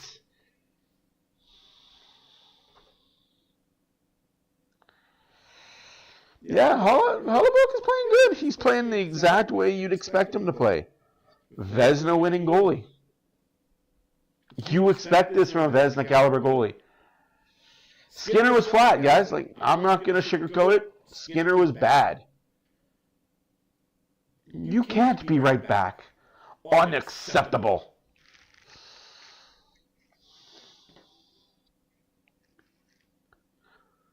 Oh, man.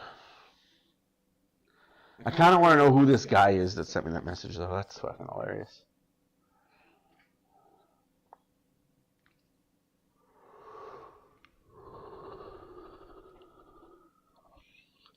If Connor McDavid was a head chef anywhere, I would be scared.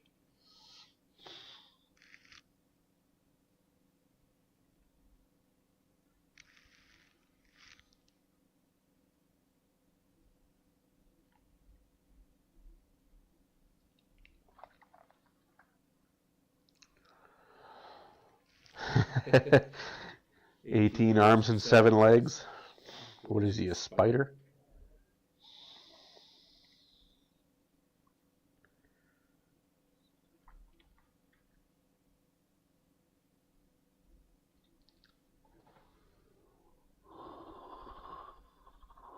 Boy.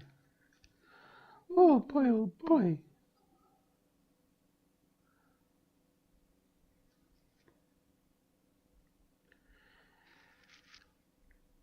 So your kid likes hockey, apparently.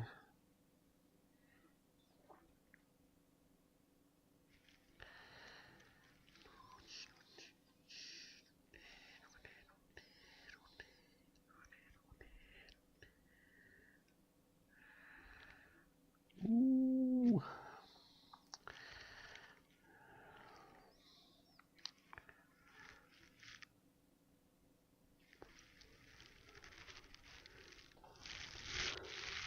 What else can we watch today?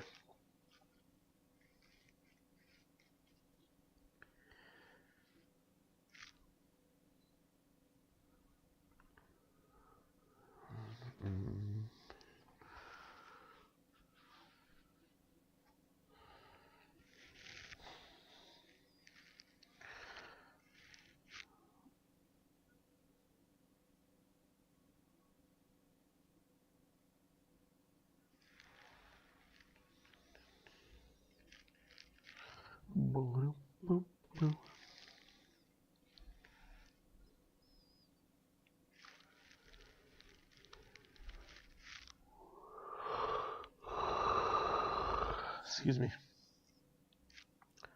Frickin' frack, man. Kyle Connor has one good shift and we gotta highlight him? Wow. Gotta love Sportsnet. Scores on the power play, but let's highlight Kyle Connor.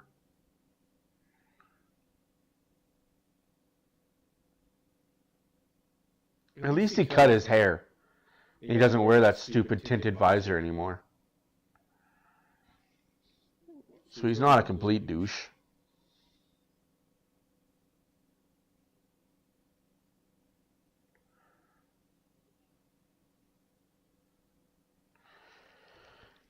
You left? I didn't even know you were gone. Sorry. The asshole in me came out. The asshole in me. Welcome to Game Pass. Profile is now at the top. Ooh. Game Pass is now appropriate.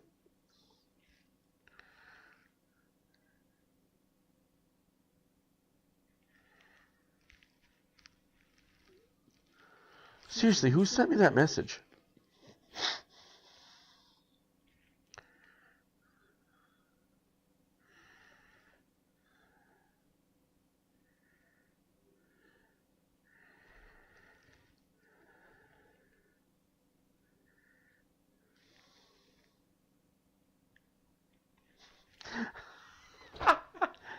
Oh, I don't make shit up. So, like, October 4th was like how many days ago, guys? Like, I gotta show us. So, this is on my Xbox app. I beat this guy in, I think it was Hut. I can't remember, but I beat him pretty bad. So I said, good game, maybe next time. And he wrote me just now, your baby food blood. What does that even mean? Baby food blood? Like, alright. If I'm baby food and I beat you, well, what does that kind of say about you and your totem pole existence? I'm sorry, guys. I'm bored, and I'm having fun.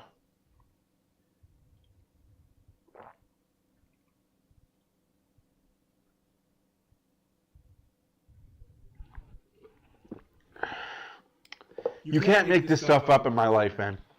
I lead a very, very exciting life. Ugh. Baby food blood. Hey, I know those two guys. If you watched Amazing Race Canada this year, you know who those two guys were as well.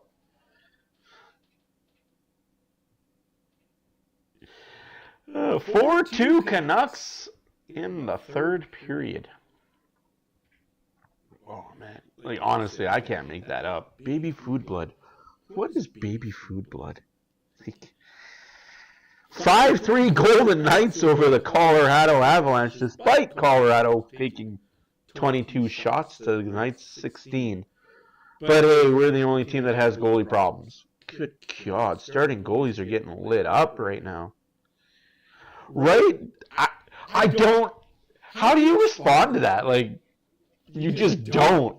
You just don't. It's like, alright, I'm baby food blood, I guess.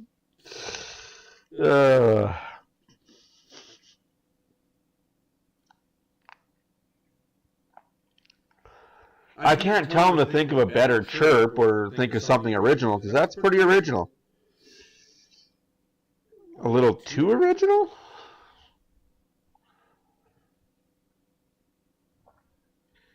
Winners will have a brief power play to start the third period. Oh, shoot. Sorry, my bad. I mean, the way the game is going, you might as well have a freaking Winnipeg Jet goal.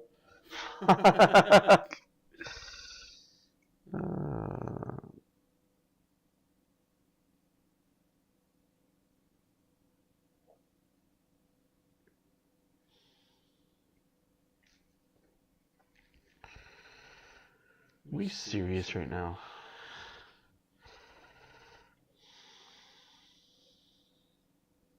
Oh.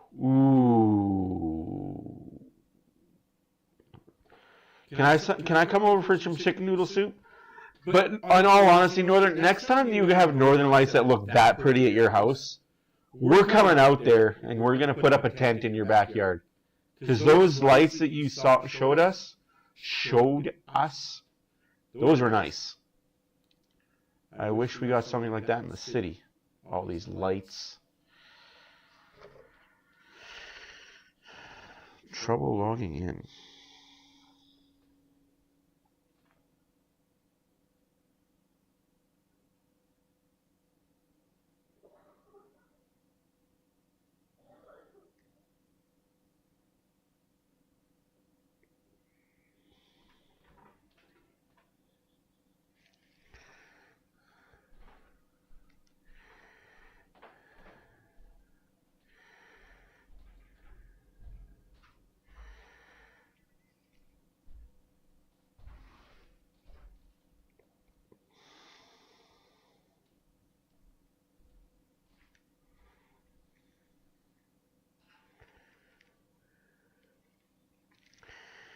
Well, fine then.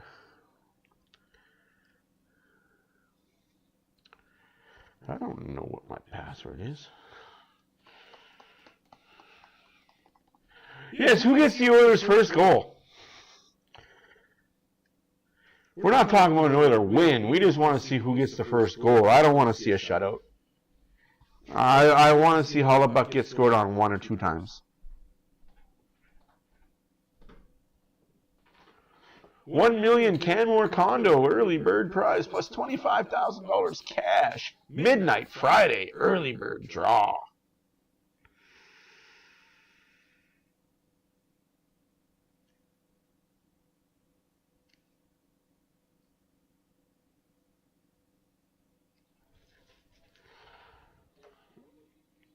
Jackpot is already at 20,000.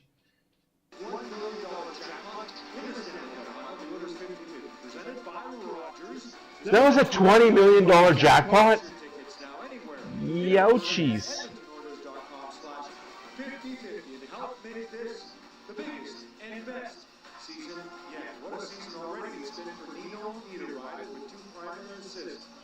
That's awesome, Northern. First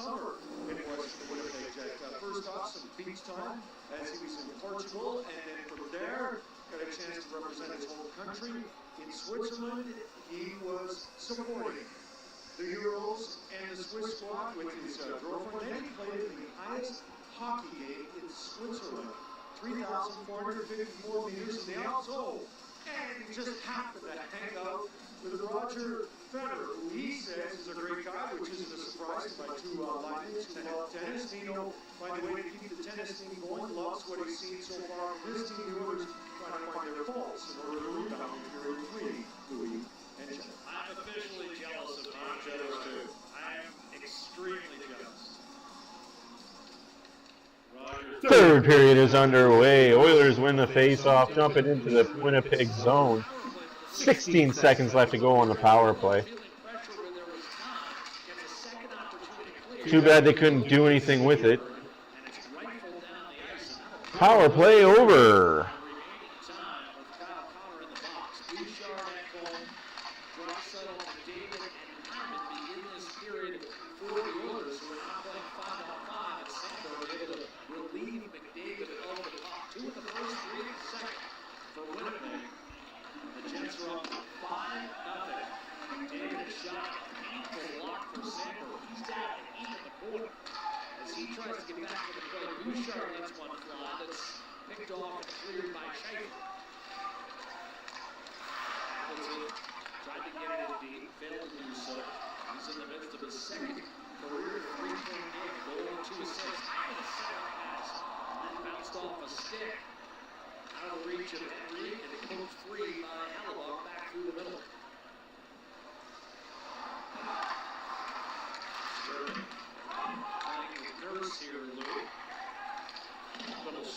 Just trying some different things in the game. You're down 5-0 for Chris Tom. Some different pairings. Starting the third. Steal the quick feed by Henrique out in front. Couldn't get it on the ground. And then we can turn it back the other way. It was Cole Perfetti. Thus far, this opener eerily reminiscent on the one buzzing. Made himself just big enough as he hugged that far post. Oilers trailed 5-1 after 2 last year in Vancouver on their way to an 8-1 pummeling at the hands of the Canucks. Icing against Winnipeg. Not wrong at all. Trust Tylenol Complete to relieve your 10 worst cold and flu symptoms. Tylenol, the official cold relief partner of the NHL. Edmonton not going away here in this third period, continuing to attack. This one pops right to Brown, has a pretty good look with Hellebuck already down, goes off the left shoulder. 20 block shots now for the Winnipeg Jets in this game, Jack. We talked about the pressure of the forwards on the defense of the blue line. They really made it difficult getting those shots through to block 20 of them. Takes a lot of those opportunities away with traffic in front. And right from the get-go, you could tell it was a game plan. That first shift for Shifley picks off the puck from Bouchard. And Skinner makes a nice save on that breakaway attempt by him. And that's how things started off. And you can tell the Jets were going to have that pressure-filled game. And it's paid off for them with a 5-0 lead here in the third period. I don't know about you, Louie, but I thought Hellebuck spilled some loose change early. Yep. He's cleaned that up, and just that save on Brown moments ago, he seems locked in, calm, composed, and looking very much like a multiple Vezina winner in this century, where he joins Bobrovsky and Brodeur. He's the only other goalies to do that. I agree. They didn't get to those rebounds, and that was the key. You know, he did give up some. They were jumping off of his stick. They were jumping off of his pads, and they were hanging around. But the Jets did a good job of just putting that wall up and not allowing Edmonton to get to him, and Edmonton didn't fight hard enough to get to those rebounds and make a chance of it. Jets have been sharper, more alert, and they've earned every bit of this 5-0 lead as Jeff Skinner slings one wide off the rush. They don't stop by either. As we know, you let Hellebuck settle into a game. It's hard to beat.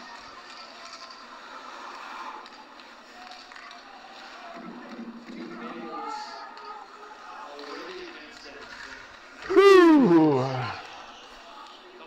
Yeah, I got a feeling that it'll be a new. It'll either be Pods, Arvidsson, Skinner. It'll be a new guy. The old guys are just not. Morrissey whistles one on. Henderson off the save made by Connor Pickard, who came in midway through the second period after Skinner was removed, having surrendered 5-14. Henderson went spinning out of the place. He lost it there. Gordon Bear on the puck for Winnipeg. Follow tried to cut inside. Perry foiled that endeavor. Sent Olsen loose. Pod Colson's looked really good tonight, though. Bright spots, right? Boosh.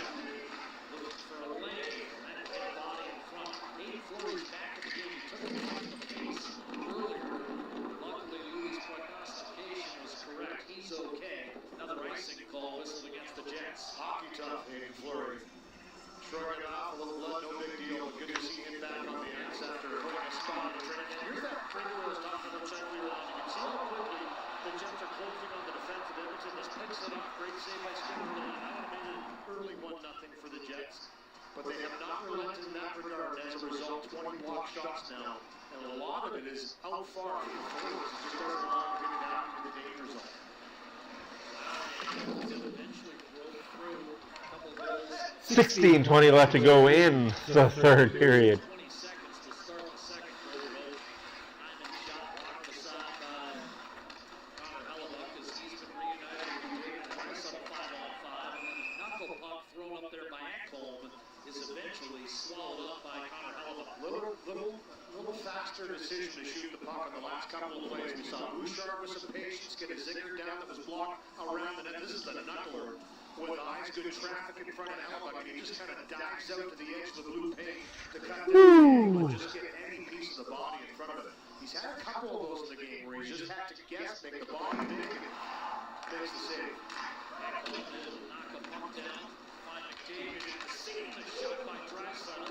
Dropped by Hellebuck. McDavid couldn't get a rebound off, had it poked away. Bouchard lining up a slap shot. Around Niederreiter. Feed Hellebuck is broken up. McDavid trying to cross. Was intercepted. Lowry and Appleton in the collapse.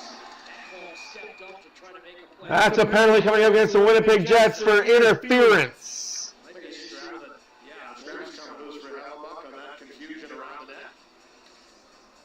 No? So you just blow the whistle to blow the whistle? To win the game. When the buzzer hits 0, sell it with a Coke Zero Sugar. I'm confuzzled. Should be noted, Louis, we weren't entirely sure until late yesterday that Connor Hellebuck would actually start this game. He missed a couple practices for personal reasons, but again, after shrugging off some early shots, he is locked in. Ready to go, and this is the shot by Draisaitl right here that catches him up in the face shield. That's what knocks that strap loose, and he continued to play through it, and afterwards understood that there was something going on. No penalty. Why would you blow the whistle there then? Because Hellebuck took his mask off? Odge.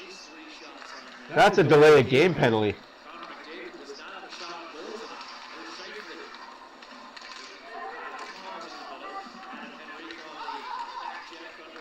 Wow, talk about hold. Holy Christ. 15 minutes left to go in the third period.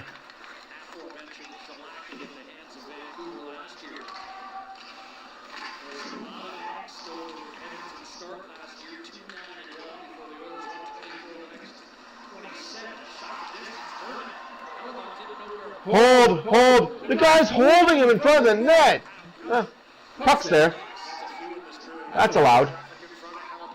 He's got a really stretch to try and find that shot through the traffic. Makes the save. He was in an awkward position afterwards. He's put up 30 saves. That has not been the column ability.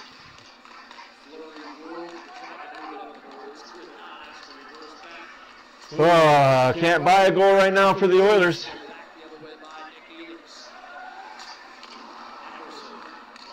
I kind of feel bad for Chicago on...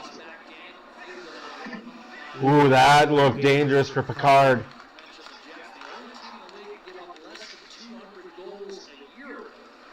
And icing against the Oilers. Tonight in Edmonton, that's an icing call against the Oilers, and we remind you that this Saturday, Hockey Night in Canada, featuring the Philadelphia Flyers heading west early in the year to Calgary to take on the Flames. That game 10 Eastern, 8 Mountain on Sportsnet West.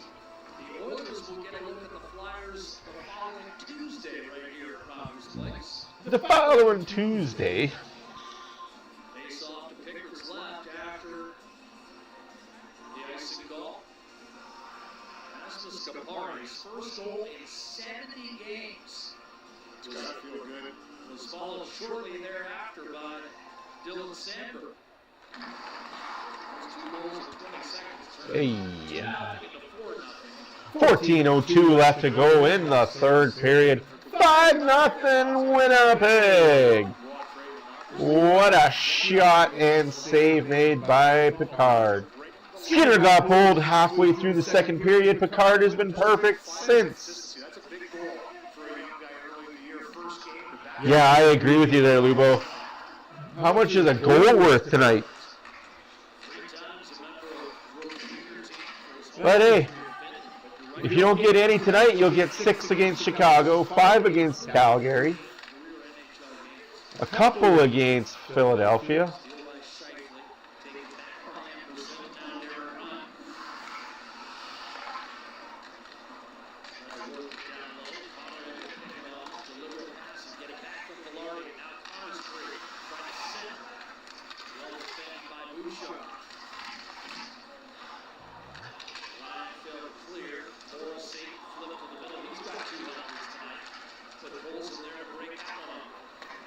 Here's Derek Ryan all by his onesies. Bouchard.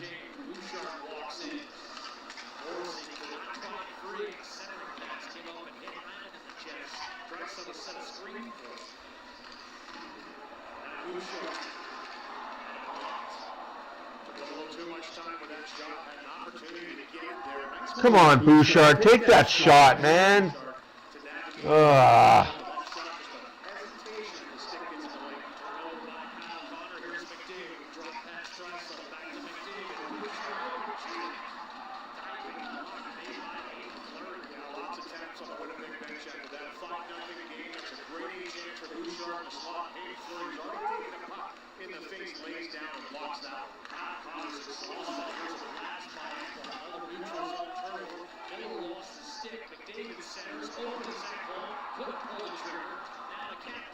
Holy fuck, the Oilers are just fighting this fucking puck. 11:50 left to go in the third period. 5-0 Winnipeg. Shots are 30-19 for them Oilers. Just can't get that second or third opportunity. That'll be icing against the Winnipeg Jets. Out of town scoreboard because I feel like it's needed. Here's that block again. Bouchard taking this, changing the angle, and nice job by Fleury just to lay down and block that shot. Canucks 4, Flames 2 started the third period. Halfway through the third period, Knights 5, Avalanche 3.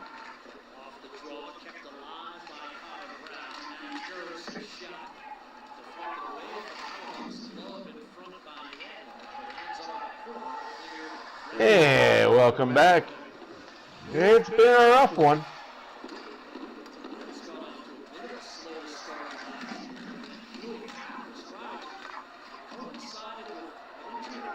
No defenseman there for the Oilers. What is going on?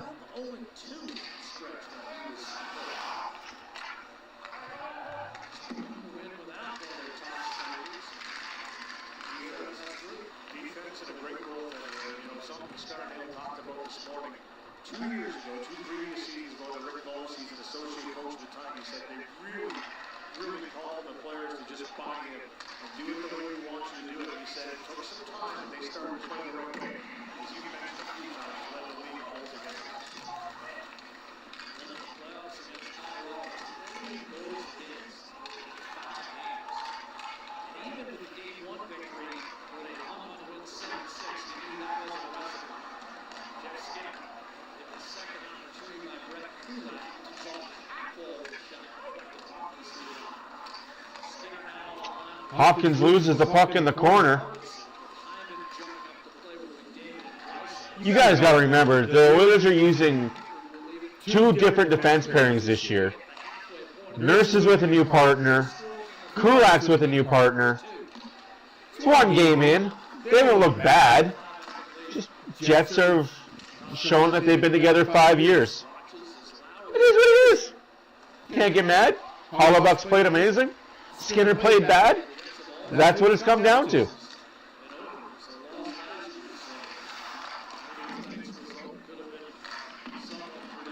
I can't wait for game 2 of the regular season, which is on for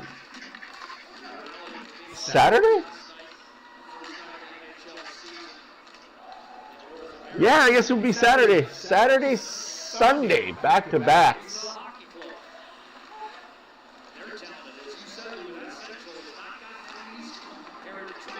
Chicago, Calgary.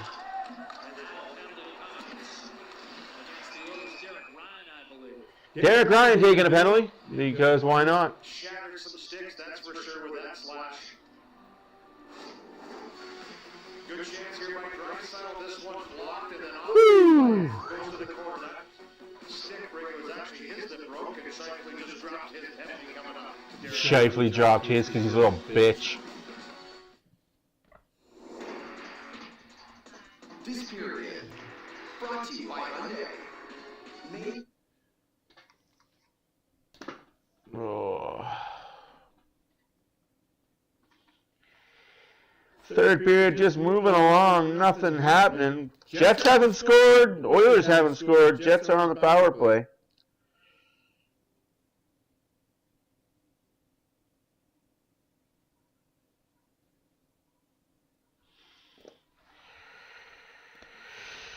Let's hope the Oilers can kill this one.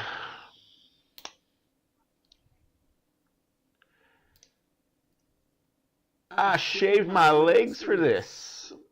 9:05 left to go in the game. Shots are 30-19 for the Oilers. Scores 5-0 for the Jets. Full marks to the Hellebuyck. I'm going to call them the Winnipeg Hellebuycks because that's the only reason why they're winning this game is Connor Hellebuyck has stood on his head. It is what it is.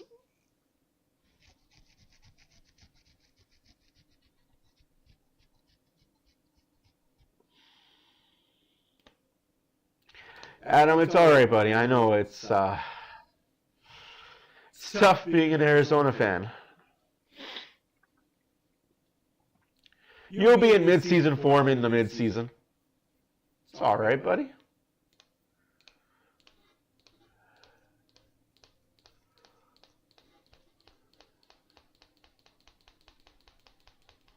You can make fun of the fact that the Utah Hockey Club has a section that can't see their own goalie. It's called the one-goal section. That's messed up. At least all 5,000 seats in Arizona, you can see everything. Stanley Cup finalists, they knew it was going to be a tough game. 27 block shots as the stat sticks out to me. 28 last year for the Jets was their season high. So they've come committed to play, committed to battle, committed to making it a difficult night and maintain a 5-0 lead with under 9 minutes to go. So a game in which they knew it was going to be tough. They came in here, they were ready, and it showed. Well, again, there was the feeling of, they didn't add a bunch. They didn't make changes. Yeah, that's going to hurt them in the playoffs. You didn't add anything. You brought the same team. Okay, cool. Good regular season. All right. Need to make a ton of changes based on one bad week against Colorado. You're going to have another bad week against Dallas in this year's playoffs.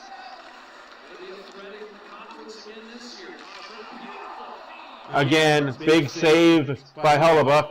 Janmark, shot, save by Hellebuyck.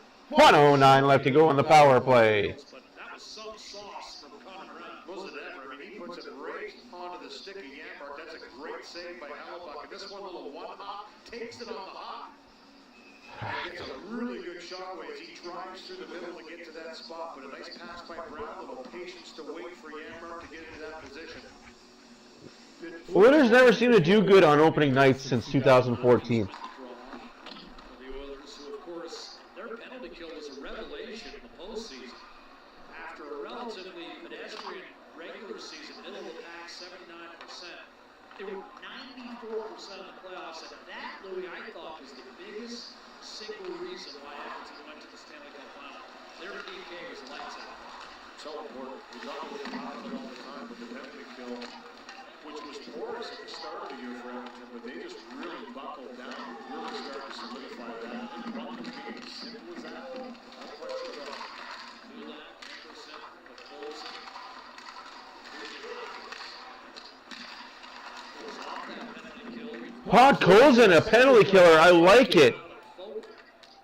As a puck deflects off glass and out of play, Winnipeg will get an ozone draw here. 20 seconds left in the man advantage. So there's been some transition there that Mark Stewart will have to work with.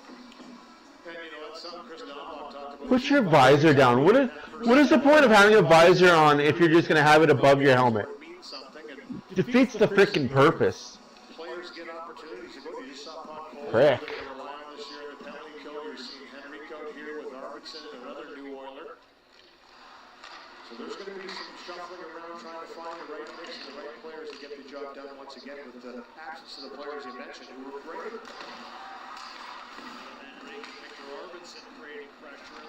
And that's the penalty killed for the Oilers. Hey, they're 1 for 3.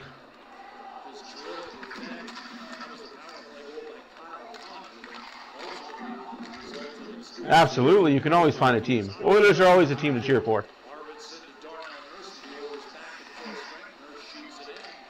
6.5 left to go in the third period. 5-0 Jets. Jets.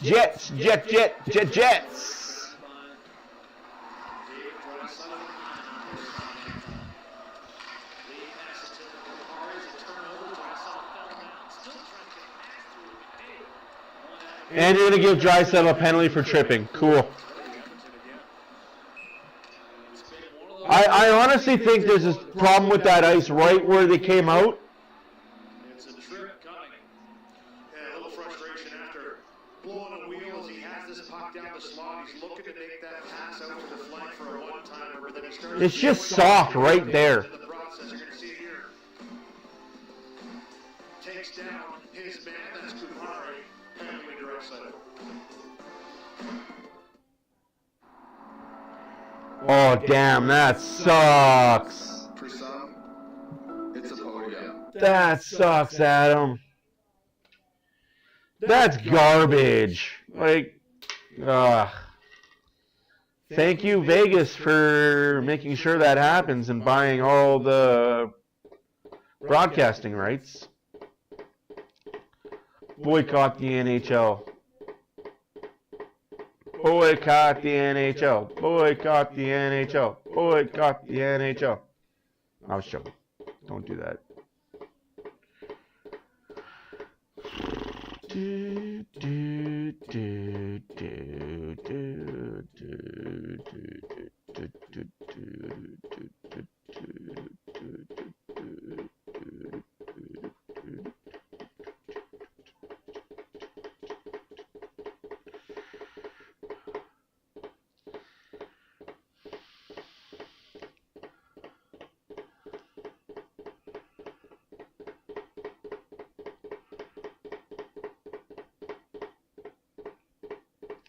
Yep, it's been that kind of night, Epic. They don't call the hooks and the slashes and the holds on Connor McDavid in front of the net, but we'll call that one.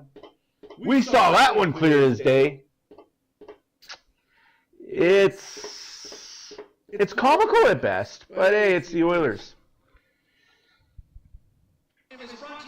It'll all even out by the end of the year, right?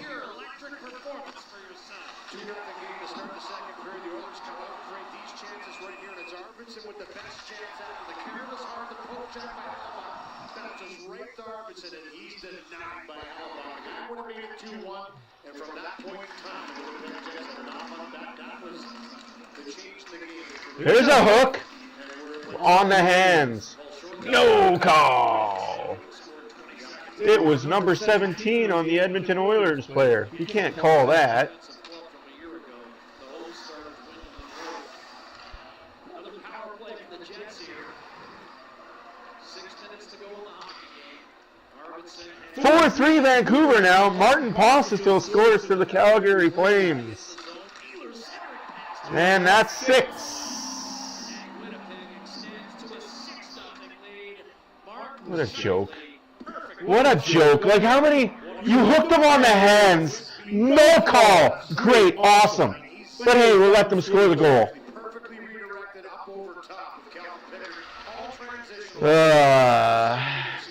Can't win them all, boys. And this is just excellent puck movement with the speed of Ehlers down that wing. And he's locked and loaded, ready to shoot this puck at any time, but he elects to shoot past right on the tape recycling, and he redirects it home. I mean, they made short work of that entry into the zone. The power play, big topic of discussion. Davis Payne, the assistant coach, good friend to you and mine, is heading that power play. He says they worked on some things, and one of the more key components is they want to move that puck quicker. They want their team to come out. They feel they have the personnel. 2 power play goals in this one. 2 for 3. Shifley's 298th career goal. Set by Ehlers and 14-15 in Malarkey. 6-4 Golden Knights over Colorado right now.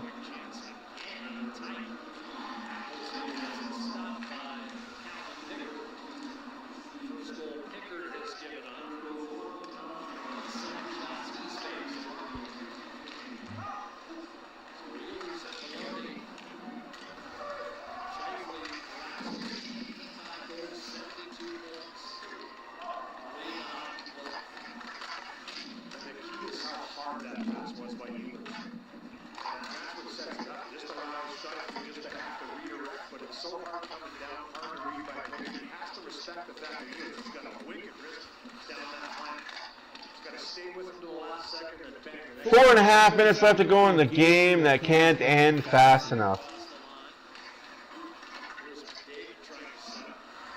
What about the guy lost his stick on the hook? It's a 6-0 score. Winnipeg whistle for an icing call. Yeah, you mentioned it earlier. Opening nights haven't been great to Edmonton the last couple of years. Last couple of years. Last year in Vancouver, 8-1, 6-0 deficit here with 4:26. This one's a foregone conclusion. They're just trying to finish it out here. against the Winnipeg Jets team that came to play, no question about it. It was a quiet confidence in the room this morning to start the season for Winnipeg. As you mentioned, they didn't make a ton of changes, not the flashy changes the teams made, but they said they like their team and they're going to go with it. 12 Jets with a point tonight. 6 different goal scorers, so it's been a balanced attack as well. I mean, when you've got, what, how many power plays do the Jets have tonight? 1, 2, 3, to the Oilers 1, I mean. Good point by you two on the depth of this team, Jack, because that's how it's been done tonight. Holy crap, how often are we going to hear about how good the Jets are? Fuck. It's one game. Talk to us at game 82 where the Jets are. Goals by the top players on the team. It's always a good feeling for them to get on the board and snap the puck around and find success on the power play. But they've got scoring by depth in this one, the first game of the season. That's going to be something Scott is going to like. We talked about it this morning. He says we spread the wealth out. You've got outside foul on the fourth line. You've got guys that can kind of plug and play in different spots, but they feel when they're spread out, they're hard to match up against. Good news for the Oilers is that their next 2 games will be against teams on the second of the back-to-back. Winnipeg returns home for its home opener against the Chicago Blackhawks on Friday, and that'll be Edmonton's opponent Saturday hockey night game. And then one night later, first battle of Alberta this season, both teams will be in the second of the back-to-back. 3 minutes left to go in the third period. Oilers nothing, Jets 6, despite the shots being 29-20 for the Oilers.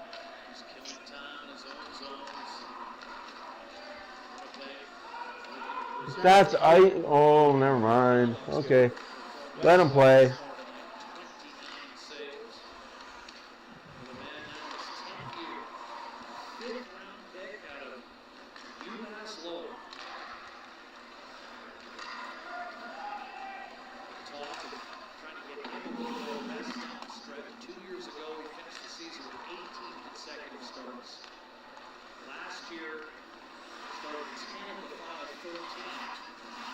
Yeah, the Jets would be nowhere without Hellebuyck. Remember that, Jet fans. Without this goalie, you guys would be the bottom of the barrel shit kickings.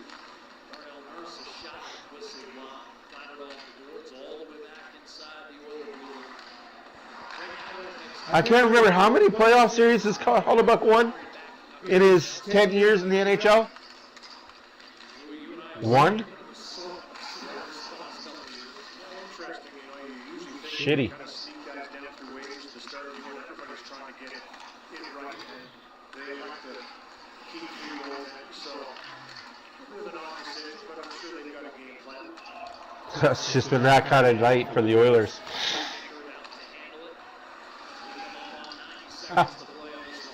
Thank you guys for all being here, by the way.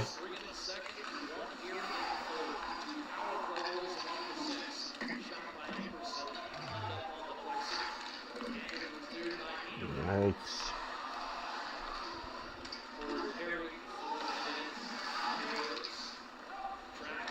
Yeah, they're just passing it to themselves at this point.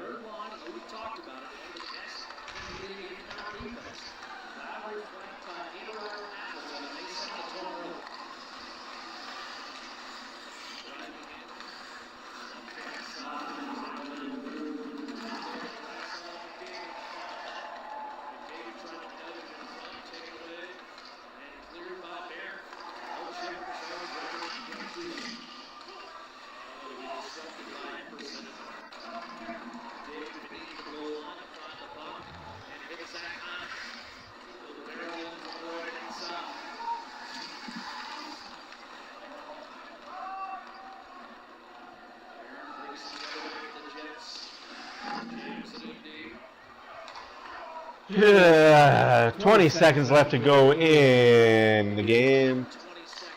Arvidsson shot from the distance, elevated up and out of play by DeMello against Jeff Skinner. 16 seconds to go. Connor Hellebuyck, a lot of support tonight. He has had the running game going. It's that line that gets things started for the Winnipeg Jets. Follows up his rebound, batches.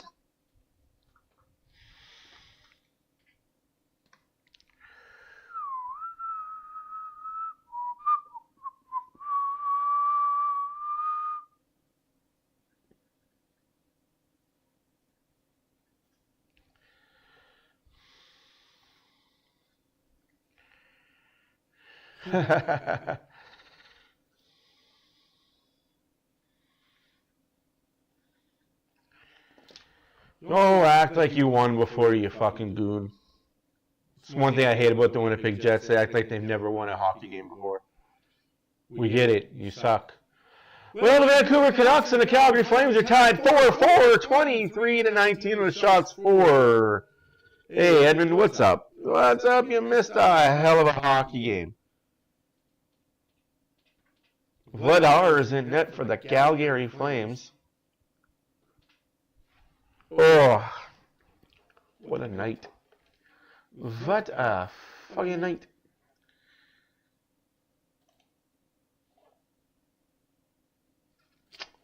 So, guys, that was kind of a shit kicking the Winnipeg Jets put on them Edmonton Oilers.